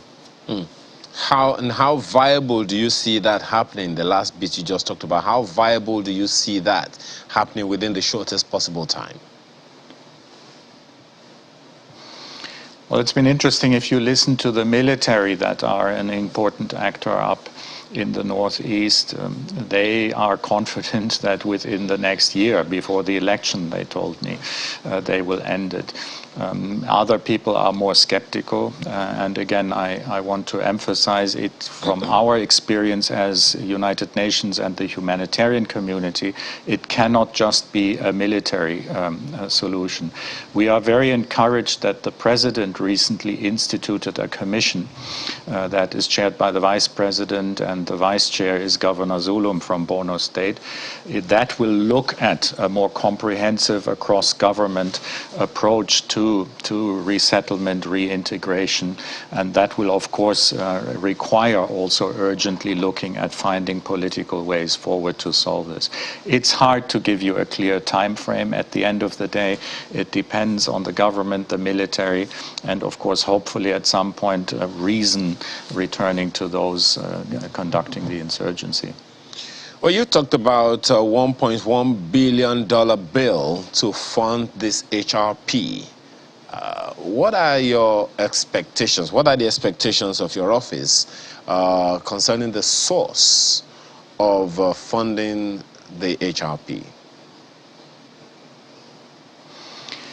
So the first thing to be said is that remarkably over the last couple of years, last 4 or 5 years, the international community has been quite generous. So last year in 2021, the appeal, we launched the Humanitarian Response Plan, as we call it, was almost 70% covered. So that's almost $700 million. If you look at other crises around the world, whether it's Yemen, Syria, you know them all, this is not bad actually for Nigeria and for the northeastern Nigeria. So we are hoping that the international community will continue to be as generous as they have been and maintain at least these funding levels that we've seen, and hopefully, of course, give us 100%. But the honest truth is competition, as it were, because of the many global crises around the world, is tough. And this is one reason why we recently had the visit of the Emergency Relief Coordinator, the Undersecretary General Martin Griffith from New York, to make sure that the Northeast, the humanitarian crisis in the Northeast, gets the attention also from the donor community that it deserves.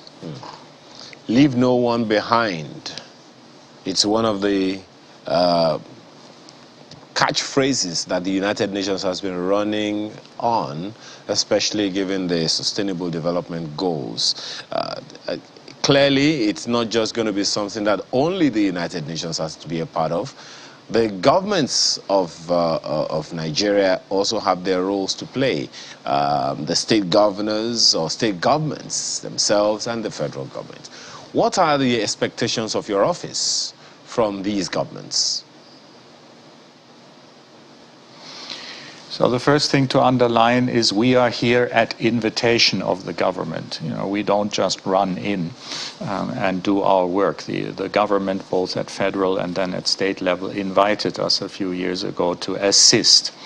So that's the first point. The second point linked to that is around the world it's accepted that governments carry the main responsibility to look after the well-being and welfare of their citizens. So as I reflected in earlier comments, of course the government has to be in the lead, not only in defining what humanitarian work should be done, but also in looking at solving the underlying problems and creating a more conducive environment for dignified lives. So that's the way we see it in the United Nations. It's the governments that are in charge, and we have a very respectful relationship with the federal and state governments in Nigeria. They need to lead and define where we can come in a complementary way. Having said that, of course, Nigeria has been a respected member state of the United Nations, if I remember correctly, since 1960, and has signed up to a number of conventions, international protocols, values, and part of our role also is to remind each other of how we should conduct our business, including government business. I'm mentioning that because an important point in the Northeast, especially for the internally displaced communities, but also the host communities, is that their voices are heard. We must make sure on the government side and on the side of the international community that people are always at the center of what we do, that their voice is heard, and that they are given choices as to what dignified life could look like. People. Mr. Shmale, people. At the end of the day, it's about people. The issues being raised came from the people. The solutions will also come from the people. So, in terms of people, what's their role in all these? The people who are suffering, the people who are perpetuating, the traditional rulers, the traditional leaders, the community leaders, and the people themselves at the lower rung of the ladder. Is there any role they can play in helping to resolve this issue on the long term? Yes, for sure. I think it starts and ends with people. My colleagues in the UN know that I like to say that the Charter of the United Nations doesn't start with we the government. It starts with we the people. So for the UN and its member states, including Nigeria, it's ultimately all we do is about the well-being, the welfare, the dignity of the people we are mandated to serve. And that means we must find ways, and some of that is going on, but there's much to improve, of making sure that their voice is heard, both in terms of analysis. So the analysis that underlines our humanitarian response plan is very much influenced by what we heard from the people affected, including internally displaced as well as host communities. But then also as things evolve, we need to continue involving them so that they can help shape what appropriate actions are. So I have been privileged to visit twice the Northeast Borno State. I've listened and had some discussions with affected people.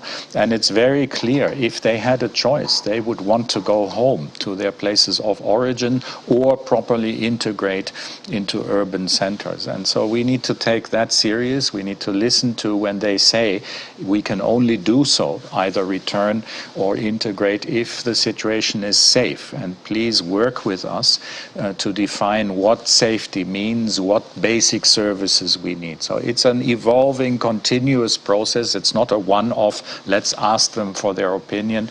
The affected people must be at the center from the phase of assessment through implementation, through monitoring and evaluation, and then refining and adjusting whatever we do.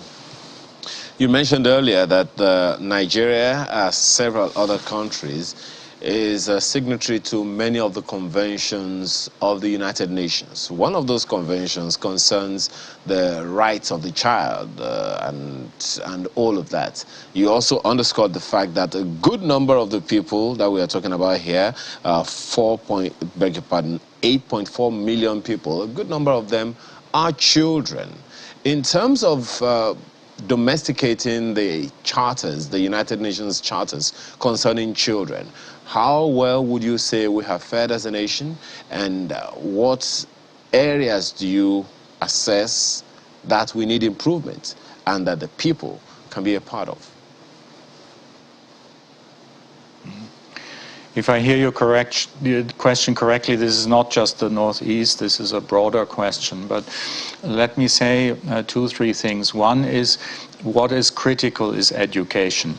My colleague Mohammed Yahya, who heads the UNDP work here in Nigeria, said recently in a public discussion, there's evidence that children whose access to education is blocked become fertile ground for extremist and violence thinking. So providing solid, decent education is critical. I was also recently at a launch event for a Children at Risk initiative of the government, and it's a staggering number of more than 10 million children who are out of school, including many girls. So I think we cannot jointly underemphasize or overemphasize rather the importance of quality education. And my understanding is, I've only been in Nigeria a bit more than 2 months, that there are challenges there to maintain quality of education. A second bit is then looking at the basic rights of children beyond education, and food and nutrition is an important element. For the Northeast, to make it more specific again for that, we are worried that this year we could, in 2022, we could again see 1.4 million children under 5 facing severe malnutrition and hunger. So that's something we need to look out for. A child that goes through severe deprivation of food is marked for life. And that brings me to my third and final point, again limited to the Northeast, but we know there's violence elsewhere. Children who experience violence are often traumatized. It's struck me that I mentioned the number of years, 12 years. So children who are 12 years and younger in the Northeast, or many parts of the Northeast, have not experienced a peaceful environment. And that will affect their psychological well-being. So it is about basic education, it is about meeting basic needs, notably food, but it's also looking at their psychological well-being and providing them mental health support. And what are the consequences, the risks for the future if we do not do the needful now, Mr. Shmale? Well, my understanding is that a large percentage of Nigeria's vast population are young people below the age of 30. And so I think what is at risk if the young generation is not brought into the fold, both in terms of education, having their basic needs met, and then, of course, employment opportunities or livelihoods opportunities. What's the point of education? I've often been asked, not just in Nigeria, from children, if I then become unemployed, join the 1 million people getting unemployed each year. So it's very clear in my mind, and I'm not telling you anything that I've invented, that if you are not able as a country to look after the well-being of your young and provide them opportunities for a dignified life, and that includes very much employment opportunities, you risk the stability of the entire nation. So there's a lot at stake if the focus doesn't remain or get intensified on the young and how to engage them meaningfully into the future. I know you don't want to talk about this, but I'm going to ask you anyway, Mr. Shmale. How political are some of the issues that you have raised?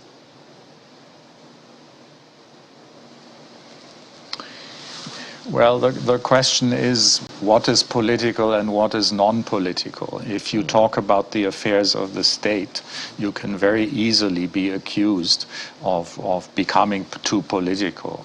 Now, our approach, and especially when we talk about humanitarian work, which is the context of our conversation, is that we must maintain neutrality, that we don't take positions in terms of political parties or what governments do in public, at least. We, as I said earlier, are here to support government. So our starting point will always be to respect the sovereignty of governments and to be led by their analysis and their plans and their intended services.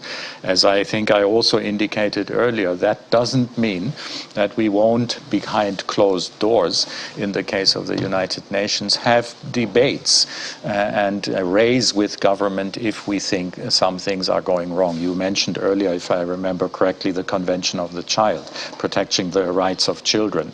So, of course, if we see that being violated, we will raise that, and some people will say, there you're becoming political. My sense is, as long as we always remain respectful of the sovereignty of the Nigerian state at federal and state level, and if we raise issues that we think are not going so well in a respectful and constructive manner, we cannot be accused of getting into politics in the wrong manner. Well, we just have to thank you very much for everything that you have been doing, and we can wish you the best. Matthias Shmale, United Nations resident and humanitarian coordinator in Nigeria. Thank you so much for the enlightenment you've given us this morning. Thank you. Thank you very much for the opportunity. Okay. Well, I hope, I believe Emperor Simon is ready now to give us more details. How far so far, Emperor Simon? Yeah.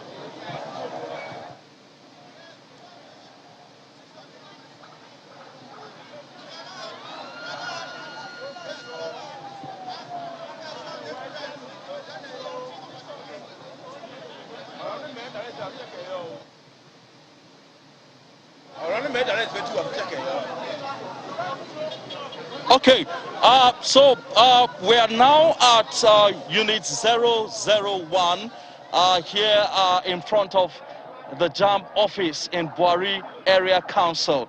And the situation is not far from what I earlier stated when I joined, the fact that there is a problem with the beavers machine.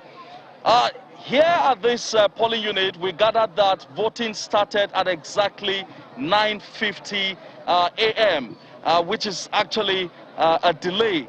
But it's not even the commencement of the voting that is the problem for voters here, but the fact that the process is slow. Some of the voters have been expressing concern over this because you can see many of them standing. The cameraman will try to give you what the situation looks like. Many of the voters have been standing without, I don't know what their hope is at the moment, but the fact is that some of them are already feeling frustrated over the situation because they have been here for hours and it doesn't appear to, it doesn't seem like they will be attended to any moment. But in terms of security, there is a tight security in place. As you can see, some of the security men are on ground here to ensure that the process is peaceful and itch-free. I don't know if you got some of the statistics I was trying to roll out earlier on, but in terms, in Buhari Area Council here, we have 10 wards, and for the chairmanship election, there are 11 political parties that are contesting for the chairmanship position here in Buhari Area Council, and we have 11 candidates. The sound you hear is the sound of tear gas. The cameraman will try to give you the situation. Shina, could you please get the situation over there? We just learned that the governor of Oyo State, who is part of the PDP committee supervising this election in the FCT, is around. And it appears like some youths are over him trying to stop his convoy from moving. You can see youths running around. We don't know what the situation is, but it appears like it's the normal, toggery kind of situation where youths are out to get money, and it seems like they have just been given something and they're running to go and share their money. But so far, in terms of security, apart from what you have just seen now, the process is going on smoothly, and there are no concerns at the moment in terms of security. But let us hear we need actually, we want to speak with some of the party agents, and we have the party agent for All Progressives Congress. Yes, good morning. Good morning, sir. Look at the camera. What's the situation here? The situation, we are just standing here at the polling unit jam quarters. And as I'm standing now, we just received a political leader from PDP coming to the unit and starting sharing money with the youth, which is... So, sorry, when you say sharing money, how? Because we don't have that. We can't see anybody sharing money. Shared money as he enters... But what is the situation in terms of the...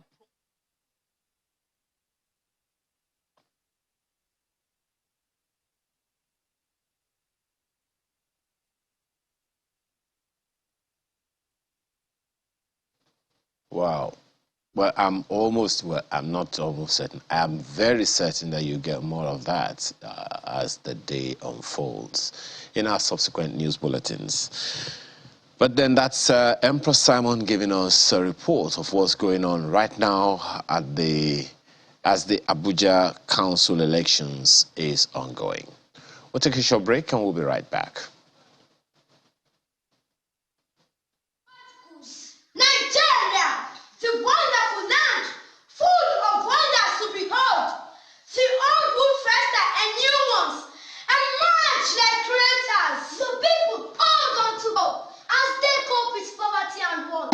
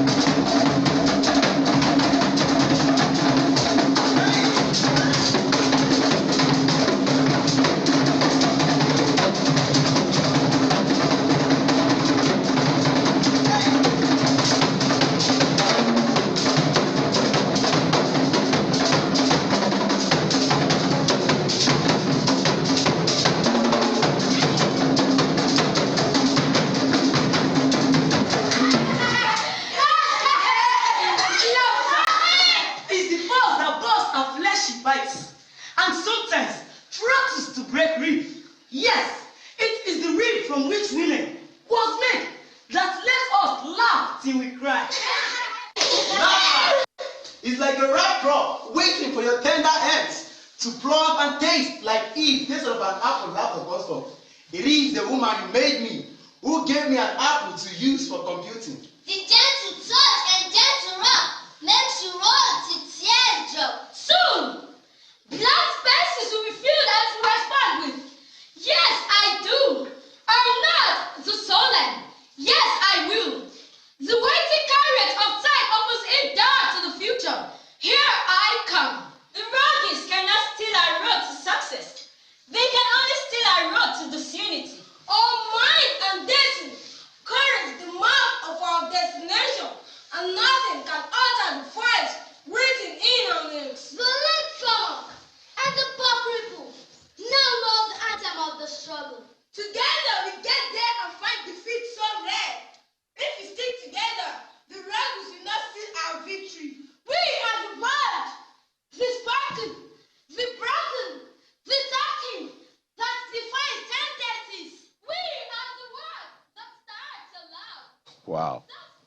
You'll be wondering what you've just seen. I'm not going to be the one telling the story. Ifeoma Harrison is the founder of Gifted Steppers Art Foundation, and she's here with us. Thanks for joining us today. Thank you, sir. And I can see that you came with some of the steppers. Yes, sir. You want to introduce them? Yes, sir. This is Good News Inubong David, and she is Yagana Bulama. Thanks for coming. Thank you, sir. Tell us your story. How did this all start? First of all, let me introduce myself again. I'm Ifeoma Harrison. I'm fondly called Oma. I'm an artist of the National Troupe of Nigeria National Theatre.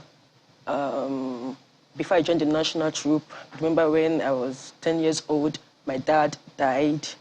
After he died, things became difficult for my mom, who happens to be doing nothing. After some time, a caretaker came and he threw our things outside. I and my siblings, 8 of us, we had no place to sleep. I could remember my mother was sleeping in the church with one of my senior brother, and I and my younger ones, my mother took us to one of my auntie's place. Then my other older ones were sleeping at different points. Wherever they find themselves, they'll pass the night. Life was difficult until our church members, our families had to donate money to rent another apartment for us. It's not about paying for a year rent, it's about the continuation, to continue paying the rent. My mother wasn't doing anything, started becoming sick due to thinking her first daughter died also, thinking her husband died, her first daughter died also, and she wasn't doing anything. She has 8 children to cater for. To feed was a problem for us. If we have any day we have 2 square meals, it's Christmas. Until I started dancing in the church, St. Anne's Catholic Church. From there, somebody came and said, Oma, you can dance. You can dance. Why not join a professional dance group? He took us somewhere at Lawansin Surilere Theatre Flame Production. We started dancing there. From there, I heard of the National Troupe audition, National Theatre. The National Troupe had never done an audition for freelance artists or for private dance artists. God did that because of me. He knew he wants me to be in the National Troupe.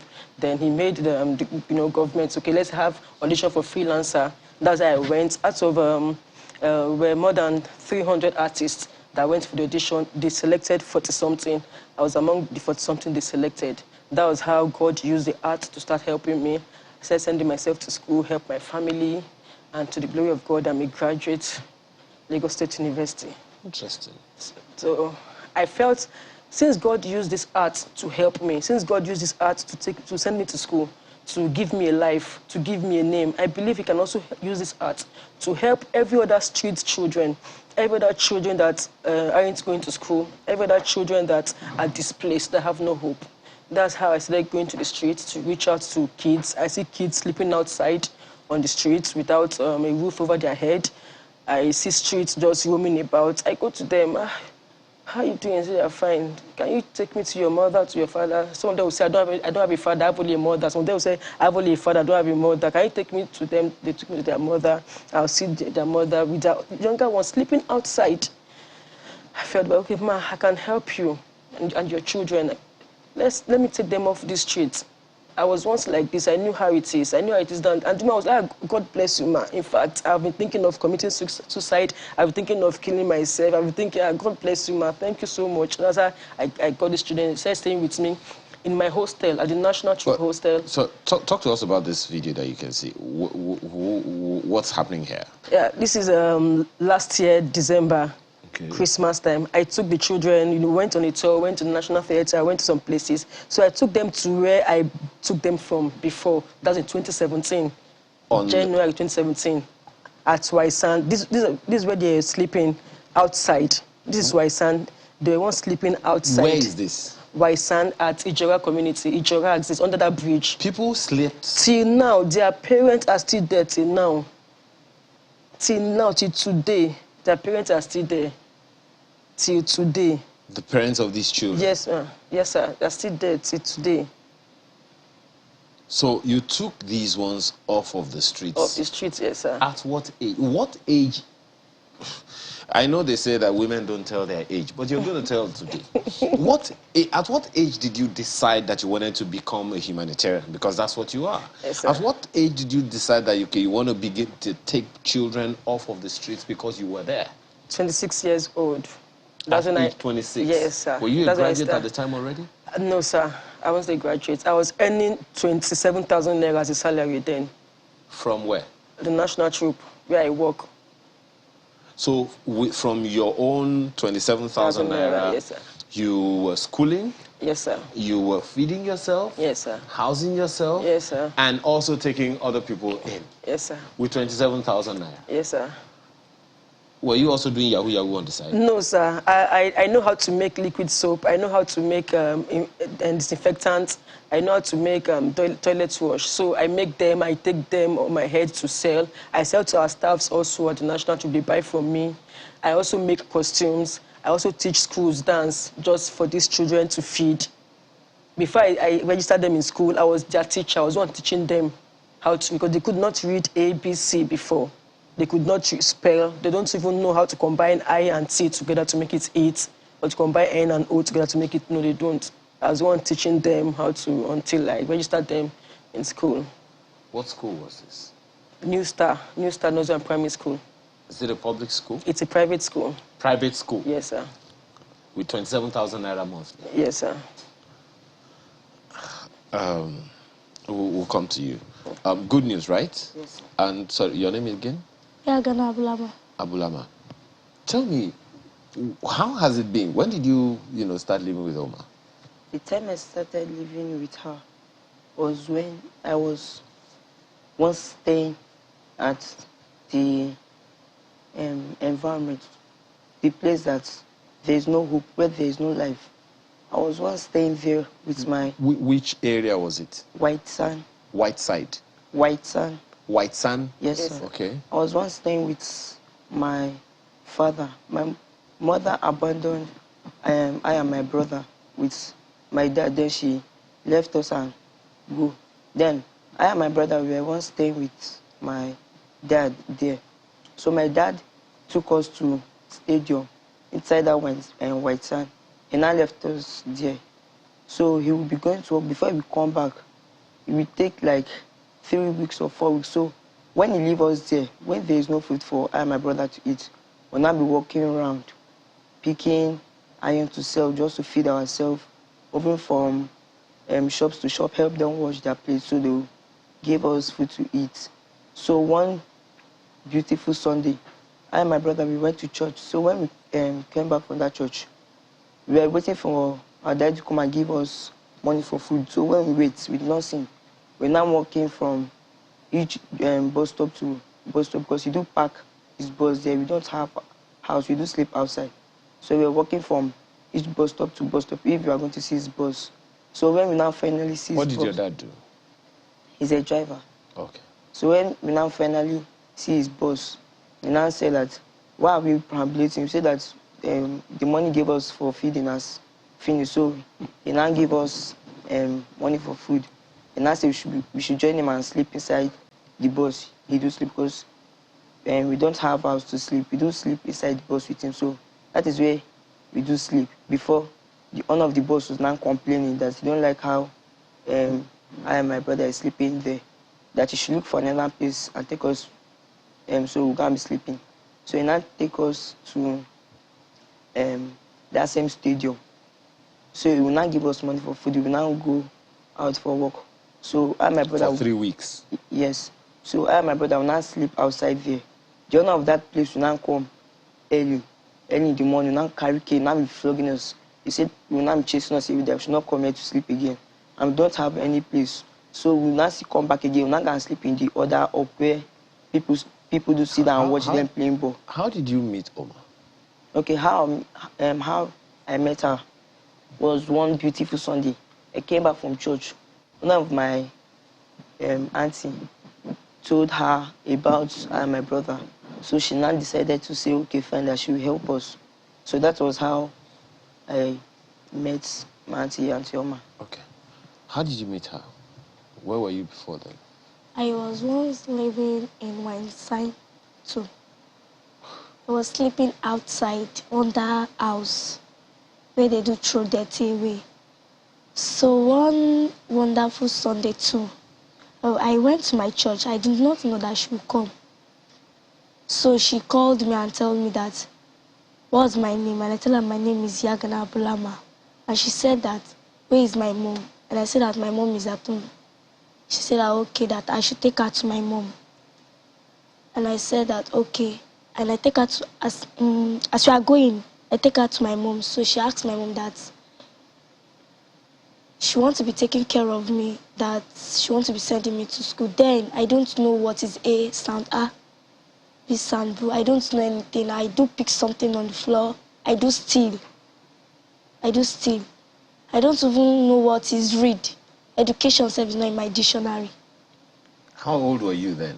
I was 9 years old, yes. How old are you now? 10. So just 1 year ago?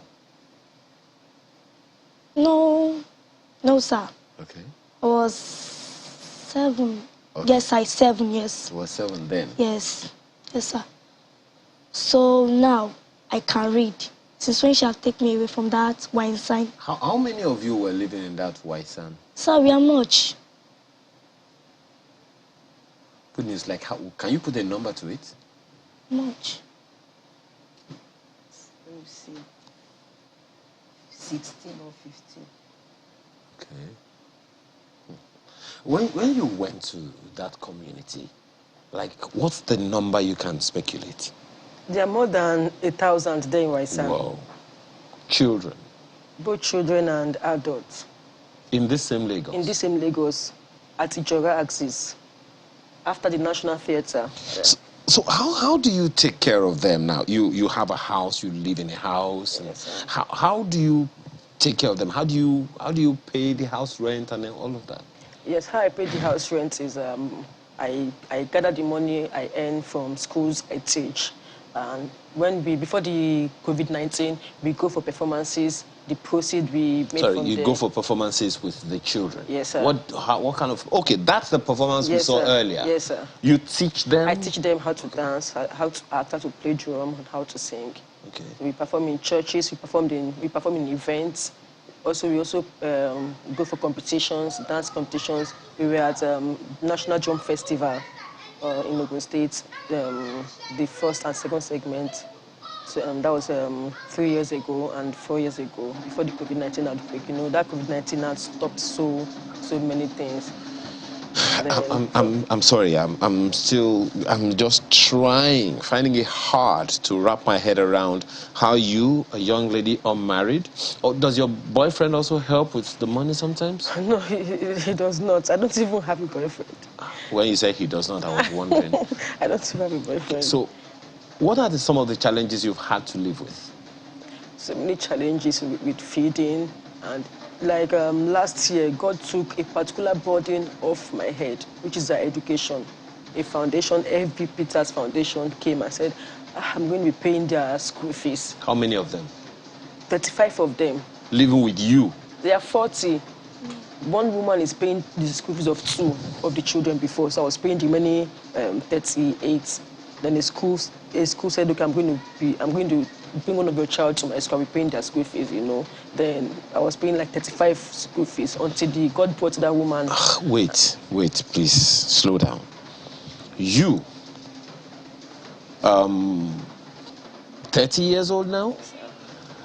Taking care of 40 children? Yes, sir. On your own? Yes, sir. And then now so how do you feed them? I would say God has been helping. God raised people to be assisting us. My mom, or my foster mom in the UK, you know, she has been doing well, talking to her friends also. Then we have Mrs. Abiola Shegun Williams. That woman is so wonderful. She ensures when it's her birthday, they celebrate her birthday, like every normal children outside them. And our wonderful chairman, also Mr. Chairman. We have some people also helping, but though, you know, as they're assisting, the inflation on foodstuffs and everything is really crazy. In fact, for now, feeding is not our problem. We don't think of feeding for now. Why? Even if we feed once or twice a day, we have a serious issue with accommodation. Okay. We were issued a quit notice last year. Oh, really? Yes, sir. Issued a quit notice. The owner of the house sold the house. Somebody bought, so we issued a quit notice, 6 months quit notice. We have just 2 months to quit the house. In 2 months' time, we are going to be homeless. That's why we don't think of food. If we see any food to eat, we eat. If we don't see, we just stay like that and pray to God. So you are technically homeless now? Yes, sir. Has there been any overture to the Lagos State government about this? Because I know that they have, concerns, interests in taking care of. We are praying to see our governor, like, we are praying and seeking for support from our government and from other individuals. In 2 months' time, we'll be homeless. I can't imagine seeing these kids going back to the streets where there's no hope for them. In fact, some of them, when I go out to look for a house and come back, they'll say, do you see any house? Do you find any house? Nobody wants to rent their house to us. When they hear our numbers, they'll say, my house, I built my house with expensive materials. They will spoil the house for me. They will do this. Nobody wants to rent their house to us. Okay. It just so happens that we have very limited time. But in the event that there is someone who wants to reach out to you now and offer any form of assistance, how do they reach you? Through a phone number. Okay. 0806232. Slow down. We are not computers. Okay. 0806 232 okay. 7613. That's your own number? Yes, sir. Okay. And we're also on Instagram, Gifted Steppers. Okay. Gifted Steppers, yes, one word. Just Gifted Steppers. Okay. Give that number again, that phone number again. 0806 232 7613. Okay. In the event that anyone, okay, that's the number right there on the screen for if you would like to offer any assistance to Gifted Steppers. And as she's also said, you can reach them. You can find out what they do on Instagram and be able to offer whatever assistance. Where did that name Gifted Steppers come from anyway? It was given to me by God.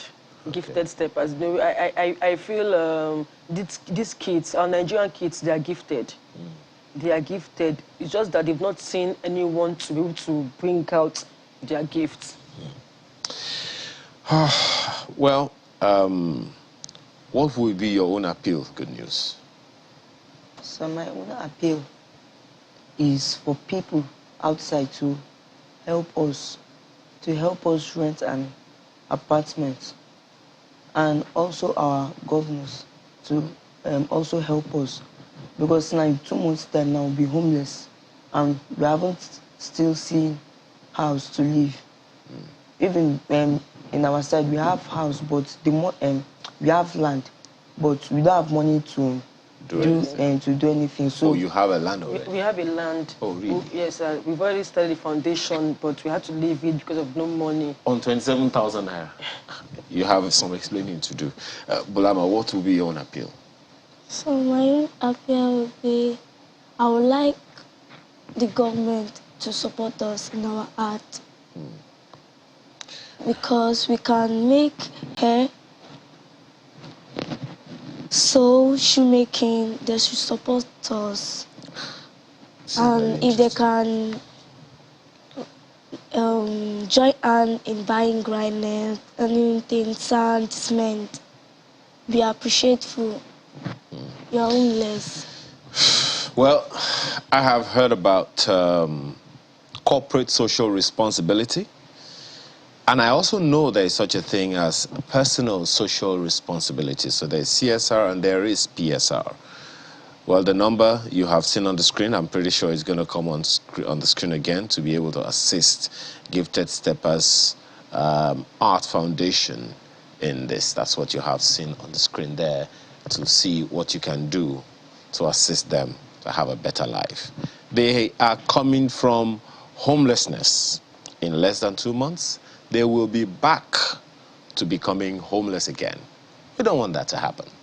Wherever you are in the world, leave no one behind. That's a United Nations mantra. Let it be yours as well. Thanks for coming, Ifeoma Harrison. Thank you so much. Good news and Bulama. Sunrise continues in a moment. Please stay with us.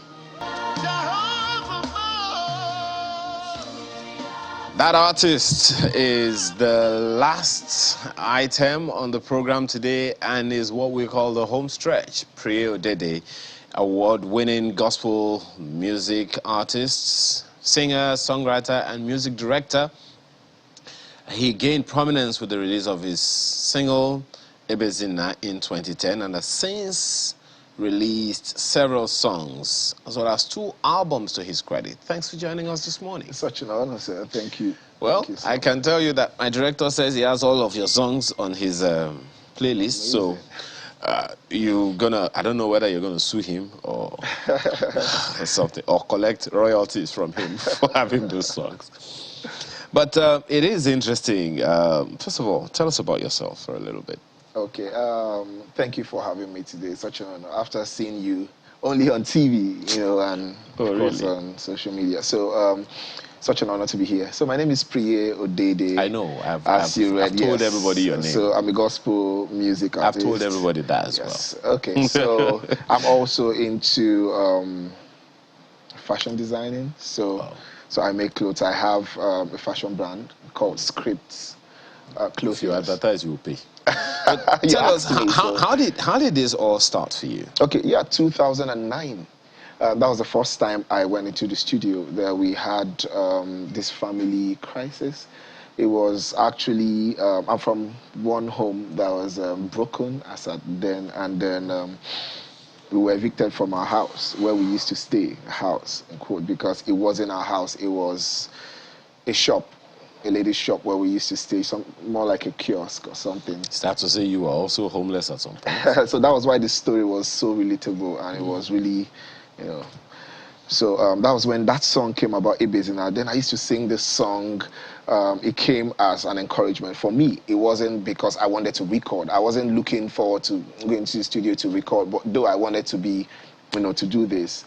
But when it came in, I was just singing it, and somebody just said, why not just record the song? And we recorded, and that was it.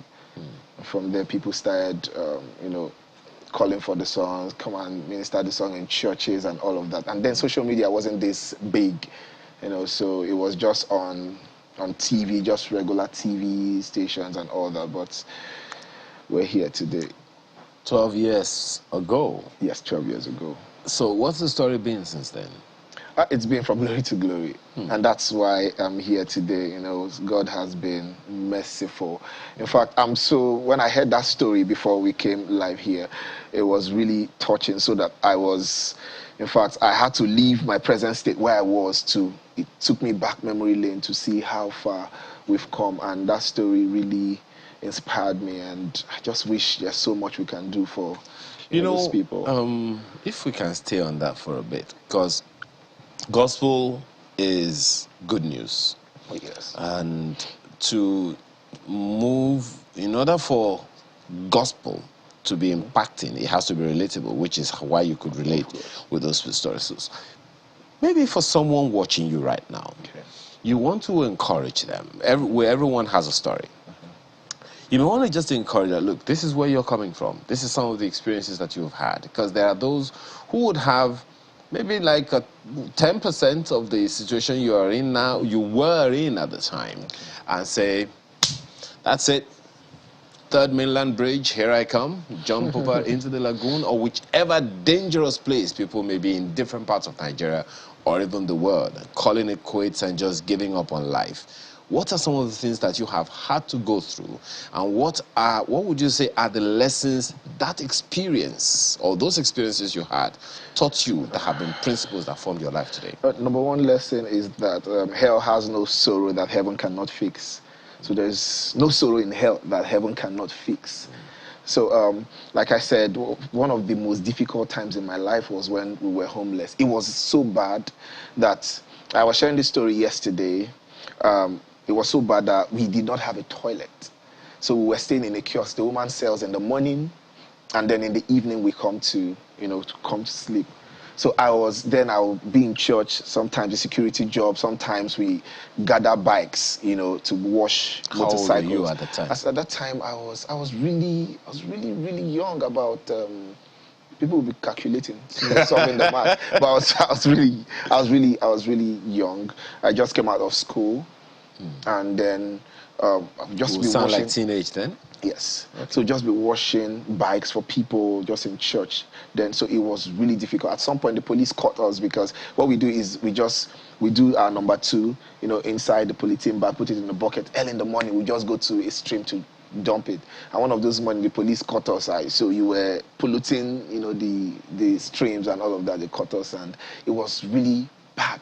So the highlight of it was when they came and they said this was illegal because the building, when you go to police barracks, you just see some structures, all those people selling around the police station. So that was the structure.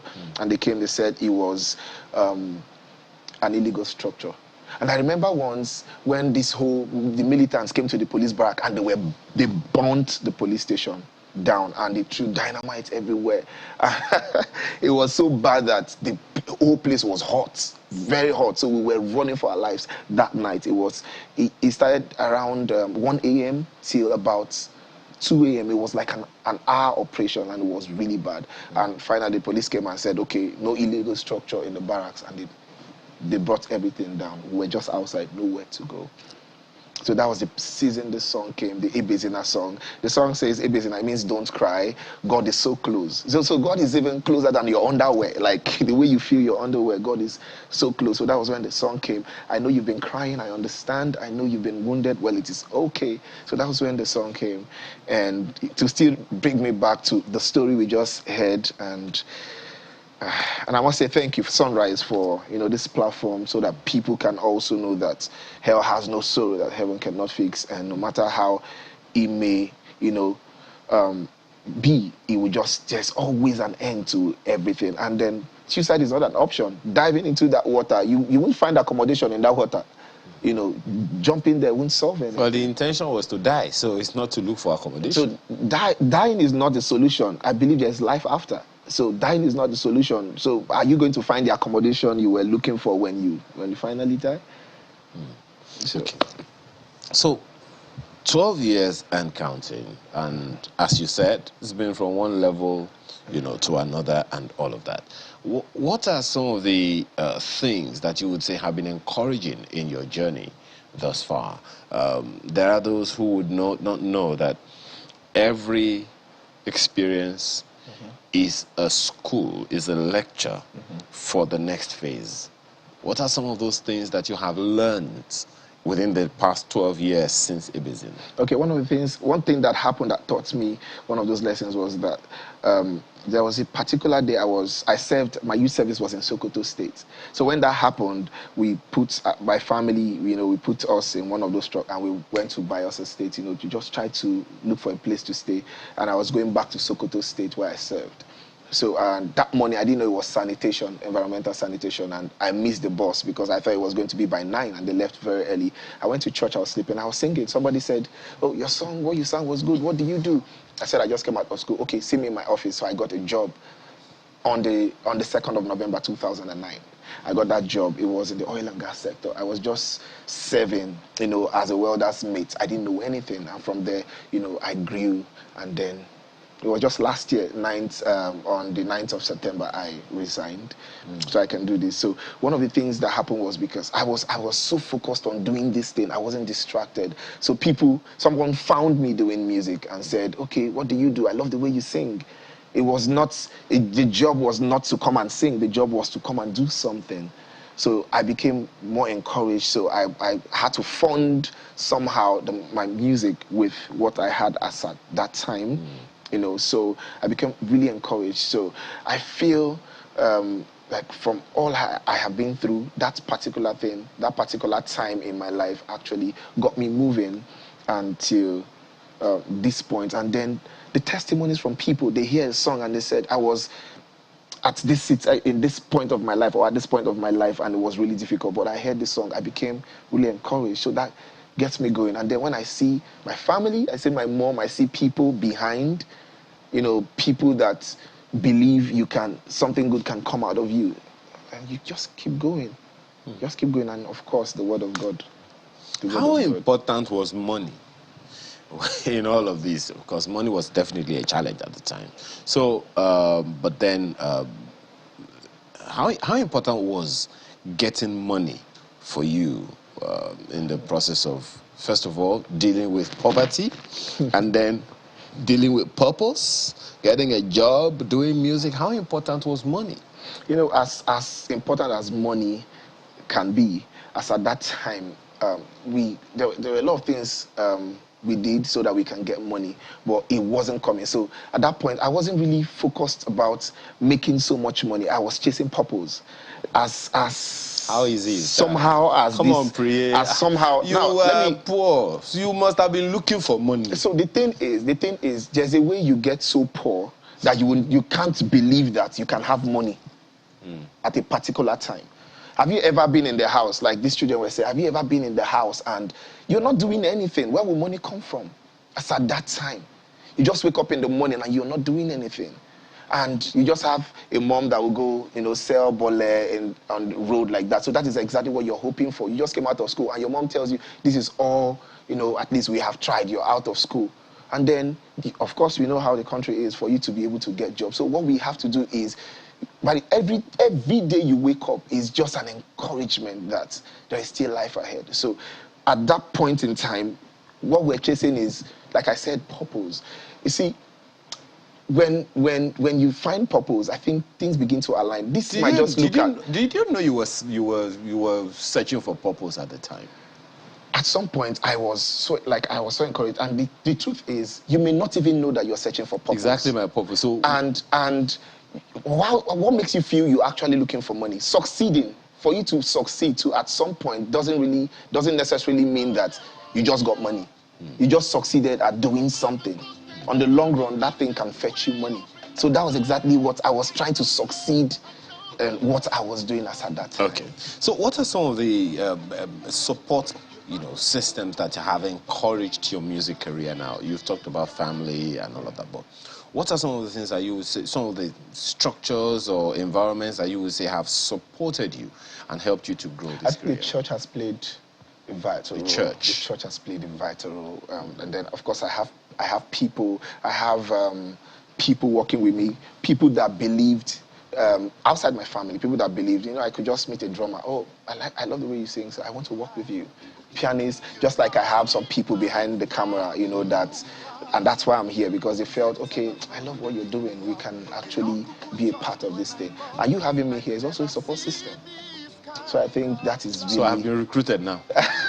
You have recruited me. Okay, so this is where we are now.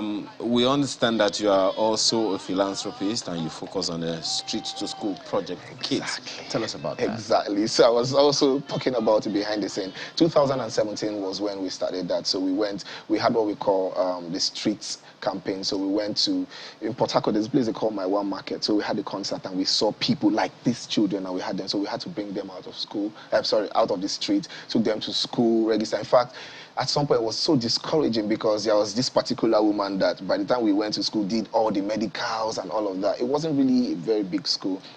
And all of a sudden, she just traveled, carried the child, said they decided to go back to the village. I understood we had because they needed accommodation. And what we did was to first of all look for a small one room at that point in time. But when it was time, we could not find her. We also have the prison ministry where we go we do that once in Port Harcourt every June.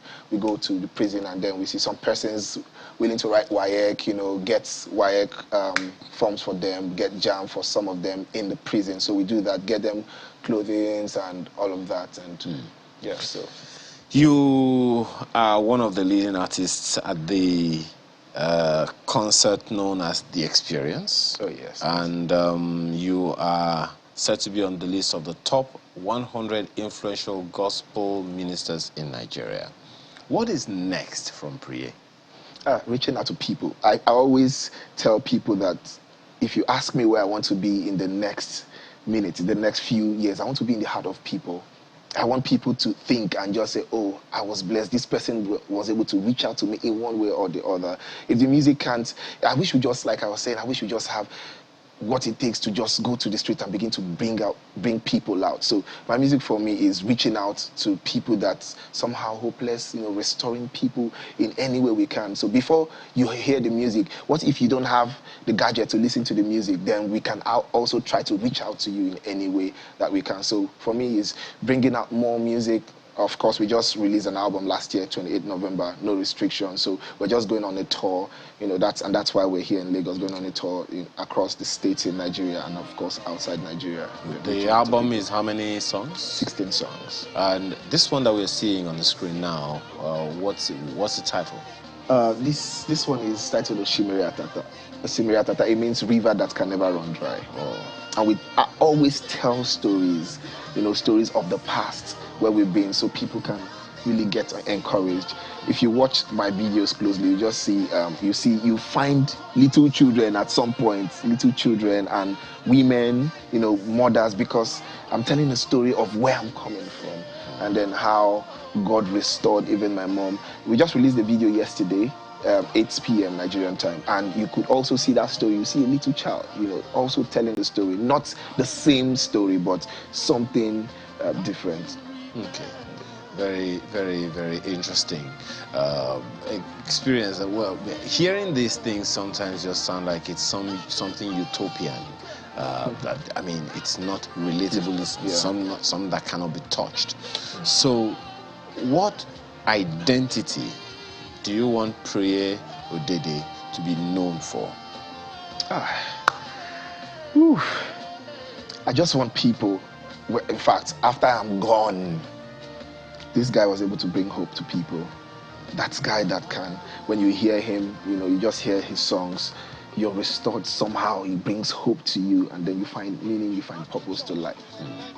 What are the challenges you would say you encounter in this new space that you found yourself?